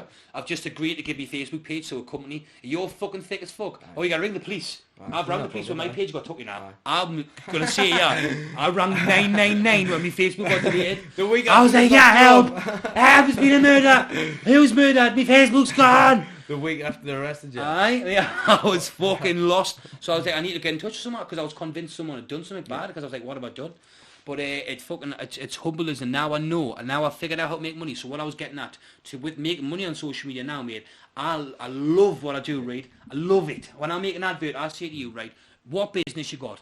And I'll put an advertisement offer, I'll say, if no matter what your business is, it could be, right, mate, it could be a dog walking business to a petrol garage. I had strap on. Biggest fight of my life. I'm on telly, Channel 5 Live, and I've got strap on the back of me fucking shorts. Strap on. What was it for? Strap on. Was it an actual strap? No, it was a quirky name that they come up with for a watch. It was a watch giveaway company. Strap on luxury watches, But strap-on was the eye-catching thing. It was the clickbaity. Oh, he's got strap-on, and then they'd look at what is it? He's got a strap-on on his pants. That's a good idea. Strap-on on my arse. It's like fucking. It's a good idea though. But it's like fucking. But yeah, that's what makes it look. 100%. You know what I mean? Funny crap. Well, I keep on going. My niche now. I sat down with my friend who I've grew up with and was spoke about. Yeah, growing up, he's got a really good job now. He got a trade. But I never could get a trade, so we'd always smoke a few joints with my pals, and I'd talk shit to them, right? They're successful now, and I'll go, no, I'm going to start doing this, and it'll be a new venture that's probably going to fail. And I'd see the disappointment on my pals' faces, like, Robin, how like, and now you're chasing a dream, mate, but you should have something in place in case it goes wrong, and that would kill me. I can do it when I can do it. Fucking might happen, you know what I mean? I fell out with fucking half my lasses family because of the fact that I just stopped working and wanted to focus fully on MMA. You do. That being said, we didn't have a pot to piss in and I had a kid, so I can kind of understand why I was feeling, but in my head I was like, no, because I'm going to do this. I want to fucking do this, cunt. If I do it, I'm going to fucking... It's my fucking... That's it, get rich and die trying, swinging. But you will, you know what I mean? I've Window shopper. I've been shot, like, I've been blocked on Facebook 9 times. And I'm still fucking but yeah. You're in the game, baby. So nothing to fucking... I think I just... Now I've got it sus, right, and now my family finally see how good it is. You know, me first time my mum, because my mum was totally against it for so long, right, because I was, mate, I'm not going to lie, my first 3 years, I was so shit. I'm not saying I'm the fucking funniest kid in the world, yeah, I'm fucking certainly 1%, but it evolves, right? You get better with experience. You got better. I've done it for that long now. I'm confident in where I am. You've got a PhD in it now. You've done it for 10 years. That's a degree. Black belt in fucking comedy. Damn right, motherfucker. Love it. You know what I mean? I'll die for comedy. Third degree, baby. Fucking burns if you come back to my comedy. Right? So my mum was always like, Robin, come on, man. All my mum's side of the family, bless her. All of my mum's side of the family work in a cheese factory. Right? Nice. No, not nice. Smelly, right? So, not their smelly, cheese is smelly, right? Nice. Just correct this now. God, we've got a lot of fucking saying some consent forms out there so no one gets offended. Warning. This may be offensive, especially Rowan's family, right? So I don't really speak to my family. I do speak to them. They're lovely people in that, right? But anyway, they work in cheese factory. I wouldn't dare, right? So my mum was like, you can just get a job there, man. I'm like, Ma, I'm never going to work in the cheese factory, man. I don't smell like fucking lay down when I'm know what I mean? Fucking pals, you know what I mean? Fucking, that's next thing I know. Too much fucking cheese. I'm fucking, next thing I know, knowing me, look, I'll fucking catch lactose intolerantism from someone sneezing on it or something. I'll die. So I just said, no, I'm not doing that shit. I haven't got any qualifications. I've tried a few normal jobs, you know. I've been in normal jobs, and every person that watches, my old bosses will probably watch this when I share it. My old bosses will tell you there's some fucking tales I can say about me. It's not normal about me now. I couldn't do it for 2 minutes and then I couldn't do it. Every job I've ever done, it wasn't unintentionally. It was just my body it needs to say something funny. So if I'm watching something, anything we could do with team meetings, for instance, right? My team would sit down. And I would sit down and my brain would be like, desperate. What's happening here? What's he wearing there? What's she going on about? Why is she looking like that? And then my brain would be, everyone's like, Robin. And my gaffer would always go, Robin. She looks like someone from fucking Monsters Inc. And I'd always say, there was a kid called Alex Wright, right? If you're watching this, he was a grass, right?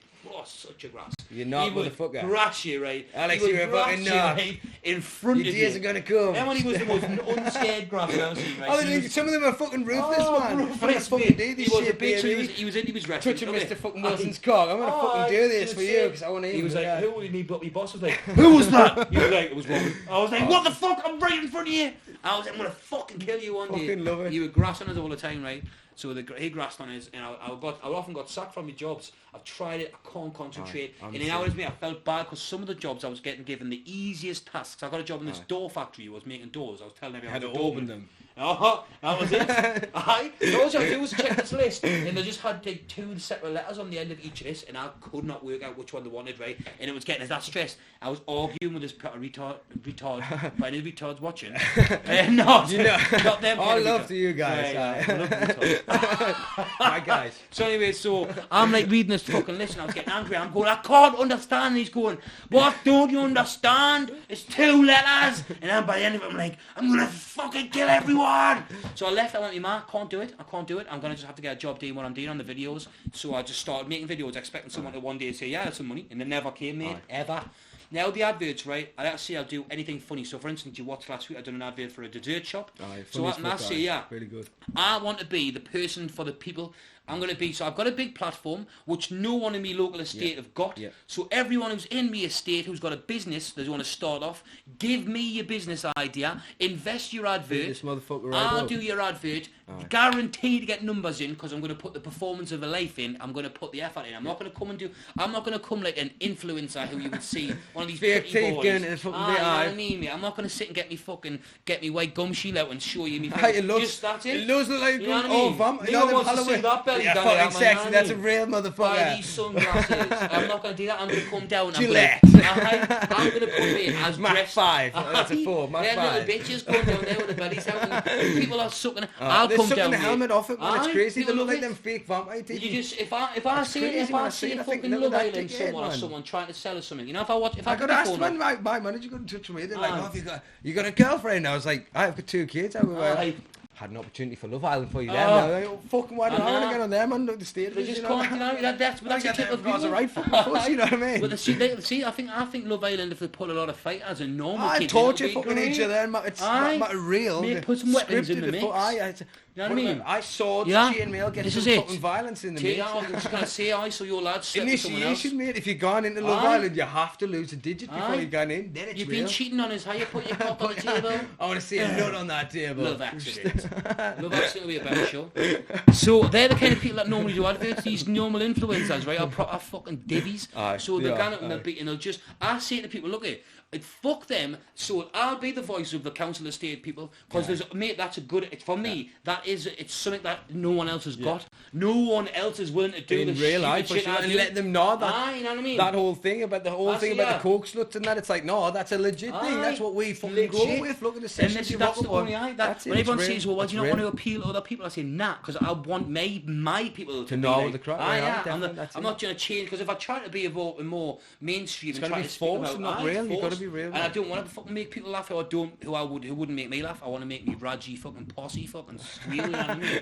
At the end of it, I want to be like fucking standing on a stage, and then the audience, I don't want loads of nice mummies and daddies. I want every Raji and his dog there like fucking crackhead from fucking Big Market there with his dog. When you ever heard a Raji comedian, man? You never have it. It's never. There's comedians who are like quite like streetwise and that, but I mean a stone cold chopper who's actually funny. My man Paul Smith fucking from Liverpool. If you Paul Smith's a legend. Paul Smith's funny as fuck. I know what you mean about the fucking big up Paul Smith, but I know what you mean about the fucking northeast fucking Raji being really letting people know what it's about. No, I would never go in as a Raji. I wouldn't want to come across and go like all this shit. Like I come across as a confidence. You just come across as yourself. That's a character. I believe it well, because the Geordie accent. Did you know this is a fact that most call centres are in Newcastle because the Geordie accent is voted the most favourite voice to listen to. That's why the majority by deaf people, by dead people. No, Magnums as well. I think northeast. I think the Geordie accent. Oh, you're Magnum on you? Shit. Nah, it's all good, mate. He's a hard bastard as well. I mean, when I say the Mackham accent is actually the most lovely voice. I hate the Geordie one though. It's fucking crazy. Kill them Geordies. When Cheryl Cole hit the big time, she couldn't sing for shit. Oh, it was shit. She was shit. She was dog shit. You know what I mean? I hate the Geordies like. No, but I understand what you're saying about the fucking. I'm the Baldy Mackham I meant to say. That's it. True Mackham. The true Mackham. His whole life. So, what fucking? Mate, I've waffled. I didn't even know we were getting the summit there, and I cannot remember. It was going to be good. Mate, do you want to have a fucking break? Do you want to have a toilet break? Should I have a 5-minute break? Do you want a break? So, I decided to move in. I met this guy. I just started doing adverts for social media, right? I just started doing social media, and when I was promoting this club, I bumped into a cameraman, right? Who turned out to be like, he's dead creative. He makes music videos and that. And he went, I went, where do you live? Because he was from, he had a funny voice, funny accent, right? And he went, I live on the Low Fell, which is next to mine. And he's described this house as being this mad, fascinating house that you'd never seen before. And I was thinking, that's my area. I was like, I fucking know the area like the back of my hand, right? But anyway, surely enough, he gives you the address to go down and have a meeting with him, and it is built. It's like it's made. Like sex toys on the walls. Now. It is fucking unique as fuck. It's built into a right. Bill Gates is also laying a portrait on the wall. I love it. It was like down a back alley, right? Imagine going down a back alley. and then it looks like just normal walls, and out of nowhere there's this big glass wall. He's a paedophile. He's a paedophile. It was the best house ever, mate. It was like it was so weird. It was paedophile. Turns out he's a prolific nonce. But the kid downstairs to us, right? So the people who lived downstairs was a gay bloke and a woman. It was just dead normal. This is when I went and visited the house for the first time. Anyway, he says, anyway, I went, who lives downstairs? You went, my neighbours. One's a gay guy. The other one's this big fat woman, but she's the fucking arsehole, right? So he fell out with this fat lady. Right. So anyway, the fat lady ended up hating him so much that she moved out. And I ended up moving in upstairs with Dan because his flatmate moved out. So anyway, It's me and him living there. The downstairs is now free. It's empty. So he's your friend at this point. So we're mates. We're living upstairs. He's my mate. Downstairs have moved out because they don't like Dan. So now it's a vacant property downstairs. No one's there. The landlord then goes to me one day. He goes, Robin, there's a guy moving in downstairs. Now I'm not going to say his name in case he sees it. Michael Turner was moved in downstairs. Tina's brother. Right. So Michael's he's a mate. I wouldn't class him as a mate. I know of him, and he's a sound bloke. We'll speak to him and all that, but he's a scary bastard, right? So I'll tell you the tale of Michael Turner, right? So what happened was he goes, we've got a guy moving in downstairs, Michael Turner, and I was like, Michael Turner, I recognise that name. It's a pretty common name, pretty common name, but then I didn't know where from. Then I was like, could it be that one? He's a man who's known, and I was like, I think I know, man. Anyway, I didn't think nothing of it. He was like, was he in the army? And I was like, he's in the army. He's in the army. Like really high up in the army. Like does like personal protection and that, right? Goes to foreign countries, like a bodyguard kind of thing. Scary man. So anyway, I'm like, he goes, he's moving in downstairs. Didn't think anything of it, right? So anyway, we're sitting in the house after he's announced this announcement, and I hear this communal hallway. The door opened, and I heard this coming up the metal stairs. It was metal stairs leading up to the room, right?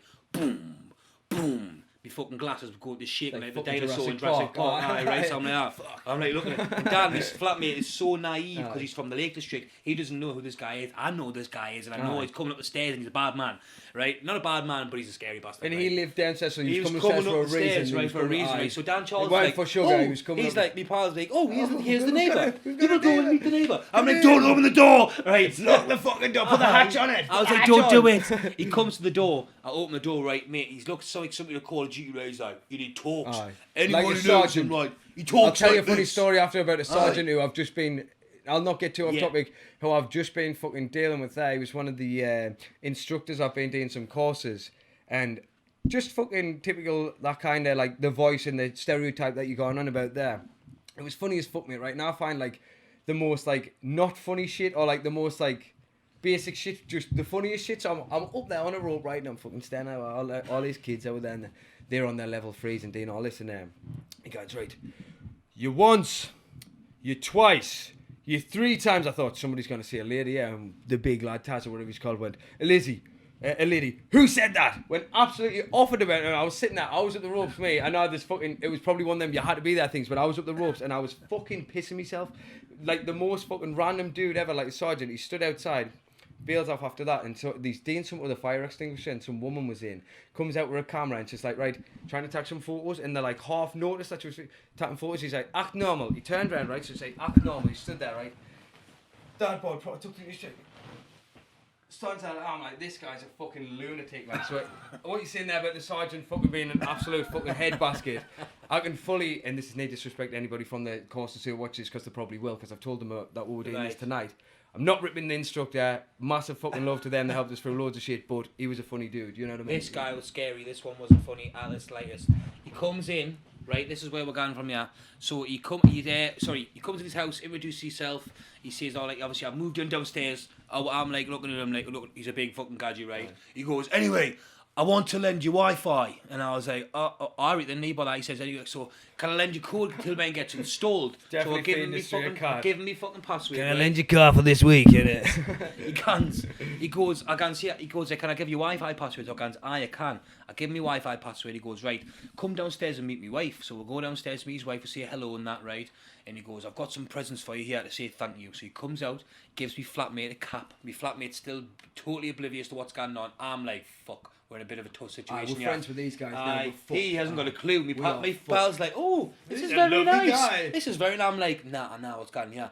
So he gives me pal this cup, and then he goes to me, I've got this jacket for you. And he gives us this jacket, mate, right? And he'll confirm if he ever sees this. It was a black jacket, right? And I was like, this is a strange jacket from war, from White Bean. No. A black jacket, right? So I take it upstairs. I'm like, what the fucking hell? It's a bit of a leather jacket or just a coat? A black fabric jacket. Imagine like a thick black shirt, like a thick right? Blazer kind of like type something they would wear in the Middle East, right?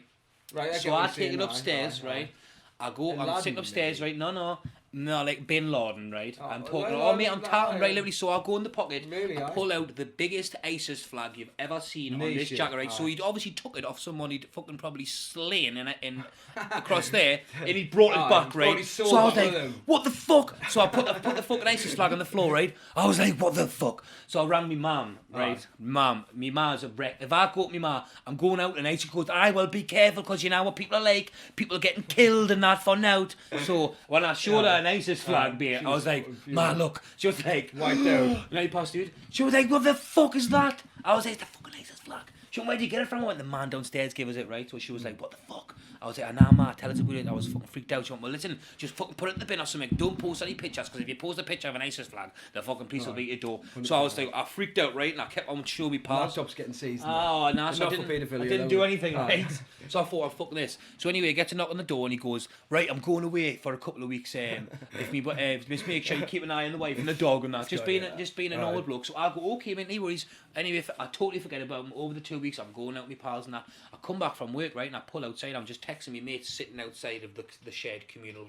There's a big glass. So where it was, where you pull up through the back alley, there's a big glass window. You could see in. His house was there, my house was above it, right? So we could see the hallway there. So anyway, I pull in. I'm texting, and I look to my left, right, and I see this woman crying, which was, I think it was his wife, through the window, right? And I look through the window, and something was going on, and then he just comes out the fucking window. He just come out of nowhere, right? I fucking looked in the house, and I thought I could see her. So I don't know if there was some sort of domestic going on, right? And anyway, I just paid no attention. I put my head down, and then I look up, and he's like in front of me he's in front of me fucking car, right? Like I'm talking like on the bonnet, right? So I'm like, what's going on here? And then he comes to the window, right? He's like, open the window. I was like, what the fuck, right? Open the window. I was like, I'm stoned in that, right? So I'm like, what the fuck? He's a huge psychopath. I'm open the window, right? I was like, what? He's like, that full mast as well. Oh, I mean, full mast, right? He was like, he went, open the door, right? I was like, open the door. I was like, what the fuck? So I open my door, and he just comes around, gets in my car, right? I'm looking like that in pure panic. He's a big fucking scary hoping he leaves his belt off so you just pin it and slam your brakes and get him out the windscreen. I'm in the back alley, I can't go anywhere, right? So he goes, it was dark, right? Pitch black. He goes, drive! Right? I'm like, He goes, fucking drive! Right? I'm like, what the fuck? Right? So I'm like, what the fuck? So I'm going around the corner. Touch it now. I was like trying to get Morse code for help. Like, someone help! Letting the people know the traffic light. I was looking, I was like, no one's even seen us go, man, right? So I get in the car, right, and we drive around this back alley. It's this back alley, turns into another back alley, and then when you get to the bottom, you're in freedom. We're halfway down the second back alley, right? He goes, stop the car! Stop my car, turn your lights off. He turns me lights off. We're sitting in the dark. You turn your car off, and it's in darkness right now. And just hear him fucking breathing in my face. He goes, you meant to be a comedian, are you? I was like, I am, mate. I'm trying to make it speak like a pure pussy, so he'll feel sympathy. So I'm like, definitely giving that vibe off, so he feels scared. I'm like, I am, mate. I am a comedian. Like, he was like, well, fucking make us laugh, right? I'm like, fucking hell, right? So normally I'm thinking, can I just do this? Can I give him a dig? And I thought, no way. He's going to get a beast, right? He's going to take this shot and be more angry. He probably eats grenades. Imagine what he's doing. Fucking smoke grenades. Mate, fucking anything. He probably eat a nuclear bomb. He'd eat this cunt. The fucking nails, right? So I was like, I didn't know what to say, so I'm driving down the road, right? And then a car drives past, right? Flash him. I have my hands on my steering wheel, right? And the car drives past, right? And he goes, don't fucking dare. So I'm looking that way, and he grabs my face, right? My fucking forehead. Don't fucking try and get help, right? I was like, what the fuck is happening, Grabs my face, so I'm there on my steering wheel, and I go to put my hands behind me side. He goes, put your fucking hands where I can see them. So I'm like that, mate. I'm like, what the fuck? I'm trying to talk him down. I'm like, and then I was like, this isn't my car. It's my dad's car, like, trying to get him scared. He's like, I'm fucking scared, like, it's your dad's car. And I was like, fuck, he's making us feel like a right little titty here. I don't know what to say, he's gonna kill us. And I was like, what the fuck? And then I thought, I'm gonna be brave. What the fuck's going on? Fuck, what the fuck's going on? I was like, That was close. I was as scared as I'm literally, man, I'm so much angry. I'm going to avoid that route. I was scared as bits. Oh, I was horrible. terrified. Normally Terrifying. it gets funnier. So I hadn't washed my dashboard, right? My car, I've never cleaned my dashboard. I'm not joking you. For about 8 months. It was a layer. It was like, imagine, it's meant to be black. It was a layer. If you went like that, you'd be a deep hole of dust, right? Like, it was right big. in the snow. Oh, it was horrible, right? I just didn't give a fuck. If I slammed my dog car door, it was like, right? In there. Okay, he just goes, you want some of this? And gets a bit of coke. And I was like, no, it's Wednesday night now. And I've got work tomorrow, right? He just pours it on top of the layer of dust, right? Oh, no. So imagine a layer of thick fucking dust. Toot all over the top of it. And he just goes, and I was like, oh God, that must have fucking been sick. Fucking horrible. And he's kicking off, and now he's fueled, and I'm still shitting myself. And he was like, drive! I was like, not driving, telling us to fucking drive down the road towards the trees and that. I was like, I'm not driving that way. I went, I'm going home, so I tried to turn the car around, right? I thought I'm going to take control of the situation. I said, I'm driving him back up because he lives below us. We live literally up and down. We'll just go home. I was not going to come and fucking try and fucking kidnap me for putting this out on the internet. Michael Turner. I'm like, how about I just take us home, man? And I was like, I want to go home. I was like trying to drive up the back alley. When I was driving back up the back alley, he was trying to grab the steering wheel and take us towards the walls, right? So I was like that, trying to not crash up the street like that, right? Wrestling with him. I was like, oh wait, man, stop it, man. I get back to the house and I just pull the handbrake on, just jump with the car and just gnashed in the house, right? So when I ran in the house, it's a communal, imagine this area here, it's a communal area and the stairs are in the corner, so I gnashed across the stairs. Oh, you jumped in your neighbour's kid, mate. I ran up the metal stairs. I couldn't, and there was no way to get away. It's just that there's no other option once you get in the door and he was in the kit with him. I was cast in with him, and so I ran up the stairs, pressed my code in, and he was like, come here! And I just ran the door. I closed my door. It gets weirder. It gets weirder, right? So I run upstairs. I'm sweating, right? I rang my fucking landlord straight away. Well, I was furious, right? So I rang my landlord. He was like, hello, Rob. I went, hello! I went, fuck, he's just kidnapped us! He was like, oh, calm down, what do you mean? I was like, he's just kidnapped me. I went, mate. And I started explaining that exact story, right? He was like, what do you mean? I didn't know what to say. I didn't know what to say. Probably wanted to take him to the shop. I was like, man, I'm fucking West. I was like, I can't breathe. And he's like, well, what do you want me to do? I was like, I don't know. Help, come in Bring with the a knife. yes. Bring a knife and back us up. Bring the special forces or something. I'm fucking terrified. So I'm shit scared, right? And I think he felt a bit bad because the next day he was like, oh, listen, like, sorry about that. But it wasn't a really good sorry if he's ever watching. I was still terrified, the fucker, right? So, anyway, the following week, right, we used to go through flatmates all the time. So I lived with a guy who was hated so much by the third flatmate. There was 3 people meant to live in this flat. Me, this guy, and then whoever else was willing to live with me and this guy. But Dan, my pal, I only love the kid, right? But he's terrible with flatmates. Every flatmate would move out after 2 weeks because they would hate him because he would steal the bread or he would fucking say something so inappropriate. Just be fucking born idle. If that's one of the things. Shittest flatmate ever done, right? Leaving stuff out and shit like that. Oh, like eating the bodybuilders' protein bars and that, like you would never do, and they were like attacking him and that. Mate, it was so many mad flatmates. We had a millionaire Indian businessman. We had a dietitian bodybuilder woman who was this big half-caste. Said a fucking clitoris about that big. No, yeah, man, that's mad. You should say Said that, a monster clit from the steroids. You had a bigger penis than me. You had a girl move in with that who was a clit like that, cunt. Who says to him, "Come in the room. I need to show you to both the flatmates. I've got a really long clitoris." And that's a quote. Right, like you always get the monster clips off the gear, man. What I was getting at, you had so many flatmates, right? So I'm living there. Out of nowhere, he goes to us, I've got a new flatmate.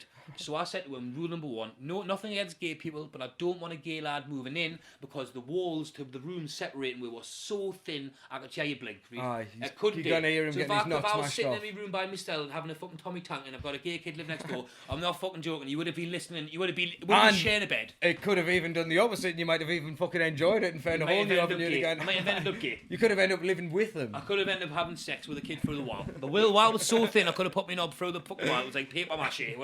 Speaking of that, have you seen the guy who puts his dick in the glory hole in fucking London? The guy burns his tip with a lighter. No. It's the funniest thing I've ever seen. I'll show you. It's the funniest thing I've ever seen in my life. Promo, shout out to the guy who gets his dick burnt. He gets his pipe burnt by some kid in the shit, mate. Start a GoFundMe for the guy to get his pipe burnt. His helmet's fucked. Unbelievable. Sorry, mate. What was I saying again? You were saying about the guy bringing the gear guys in there. The gear guys. So this is what happened. So me flatmate. So one day, me flatmate says to us, he wasn't even he was in London or something at the time. He goes, "Oh, there's a new flatmate coming tonight. Are you going to introduce yourself and show them around?" I was like, "Hold on, we choose the flatmate together. It's a joint decision." Yeah, definitely. I said, "We need to choose it together. That's not fair." We're like, "Oh, it's fine, man. We need someone desperately. Otherwise, we're going to have to pay double rent this month because we need someone before payment." So I was like, "Shit." So he went, anyway, he's coming to the house. I went, he went, well, listen, he sounds a bit camp. I was like, don't say it. He went, he's not gay. Rocks up at the house in a latex dildo suit with the arse cut out of it. He's bleeding out the arse when he comes there. So I get there, right, and there's this guy, right, with a beard, big fucking, like, he looked like a big chunky bloke, right? Bear. Beard, with a shirt, dress, pants. Didn't he was a bear. You're cool, bear, proper bear, right? Bear. So I goes up and he goes, hello there. Right, he's from Belfast. This is my Belfast accent, you see. So he goes, oh, hello there, my name's Eamon. Right, so Eamon moves in. Holmes. I was like, Eamon, I knew Eamon was a gay man, right? I knew straight away, right? He was like, I want to shake his hand. He was like that, right? The hand's like touching a fucking cloud, mate, just like so soft. So soft. I felt it. So I was like, come on, show us around the house. So I was like, oh, anyway. So I knew he was gay. But I tell you what, he was a nice kid. I thought, I tell you what, a fair dude. He's married. I'll just have to wank quietly, right? Or wank him off and do it. I'll come with some sort of agreement to him get his hair done nice. You know what I mean? So right. So he moves in, right? So I goes, it was the first date night one. I went, I'm not comfortable sleeping here, so I went, you pal, can I keep it yours for the knee? Because I've got a kid, you just moved in, he's a gay kid, no offence, but it's pretty weird. He looked like he was fancying this. I was looking good. He's bigger than me, I've just been on the sunbeds. He's a doctor from the fucking far end of Belfast. He's a former boy who was rejected probably by his family. tortured a few people, I bet. He's been rejected by his family. He's not been around gay people and that. Like, he's not been around normal fucking like lads. He's been around farmers. So now he's in this house. He's there drooling over me. I'll turn to bits. I'm fucking all look. I'm doing a shoot in the video. I'm an actor giving a life like, oh, what a sucker, right? So I just like, I'm not living here. You're gonna have the. I went, yeah, just settle in, right? Dan's away. Place is yours. Strong arm. Aye. I was like, just have the house yourself, right? So anyway, I leave. I come back the next day, read, and he's in the sit room, rocking back and forwards. No. Gate number one, right now. I was like, what's wrong? He went, oh, I fucked up. I went, what are you doing? He went, so last night I bring this guy back. I was like, you brought a bloke back last night. I didn't even tell you I was going to stay out. I went, if I came back, I would have heard you shagging, right? He went, I know, I'm sorry, I couldn't help it, was my first night. Even he was absolutely disgusting. I went, was he? He goes, so listen to this. Bloke, no, mate, listen how bad this gets, right? I thought Michael Turner was turning the page there. No. So this kid, right, is a doctor. The gay bloke who's moved in is the highest level of doctor surgeon. And was just working in the Queen Elizabeth Hospital, right? So when he was explaining what he was, I was like, so what do you mean you're a doctor? Like, do you work like on the ward? He was like, no, I'm like the top, I'm the doctor, the richest surgeon. He's like on $100,000 a year. So he just needed somewhere to live because he moved down here, right? So anyway, he's moved in and he says, oh, so this guy, he goes, I woke up this morning and I said, I stood up and his clothes were on the floor. So I thought, oh, I'll put his clothes clean. I'll hang his clothes on the side for him. So he picked the bloke's pants up, right? Shook his pants and a box of tablets fell on the floor. Now he's a doctor, so he knows what tablets are. So he said at first he's seen them and he looked on the floor and he said they didn't have a label at the top, so he thought they were just a bag of drugs. So he thought to pick them up and have a look at the box, right? So he's picked the box up. This is his first night staying in Newcastle, by the way. He picked the box up, looked at the tablets, and the tablets were HIV treatment tablets, right? Mate. So the bloke had AIDS, right, who he'd shagged on the first night, right? But obviously, with AIDS, the crack is... It's actually really hard to catch it. It's really hard to catch it, mate. It's fucking fast Joe as will know fuck. about that because he worked with my friend Joe, my producer. He'll know about that. Joe, do you know about AIDS? He'll know all about it. Basically, he worked somewhere... Sorry, I'll not bring too much of a... He worked somewhere and he learned all about that stuff, but it's not... Basically, what it is they're not. It's hard to catch it. So even if someone, from what I hear, is if you used a syringe and somebody who had AIDS had used that syringe after like 10 minutes, I'm sure it's dead within the syringe possibly.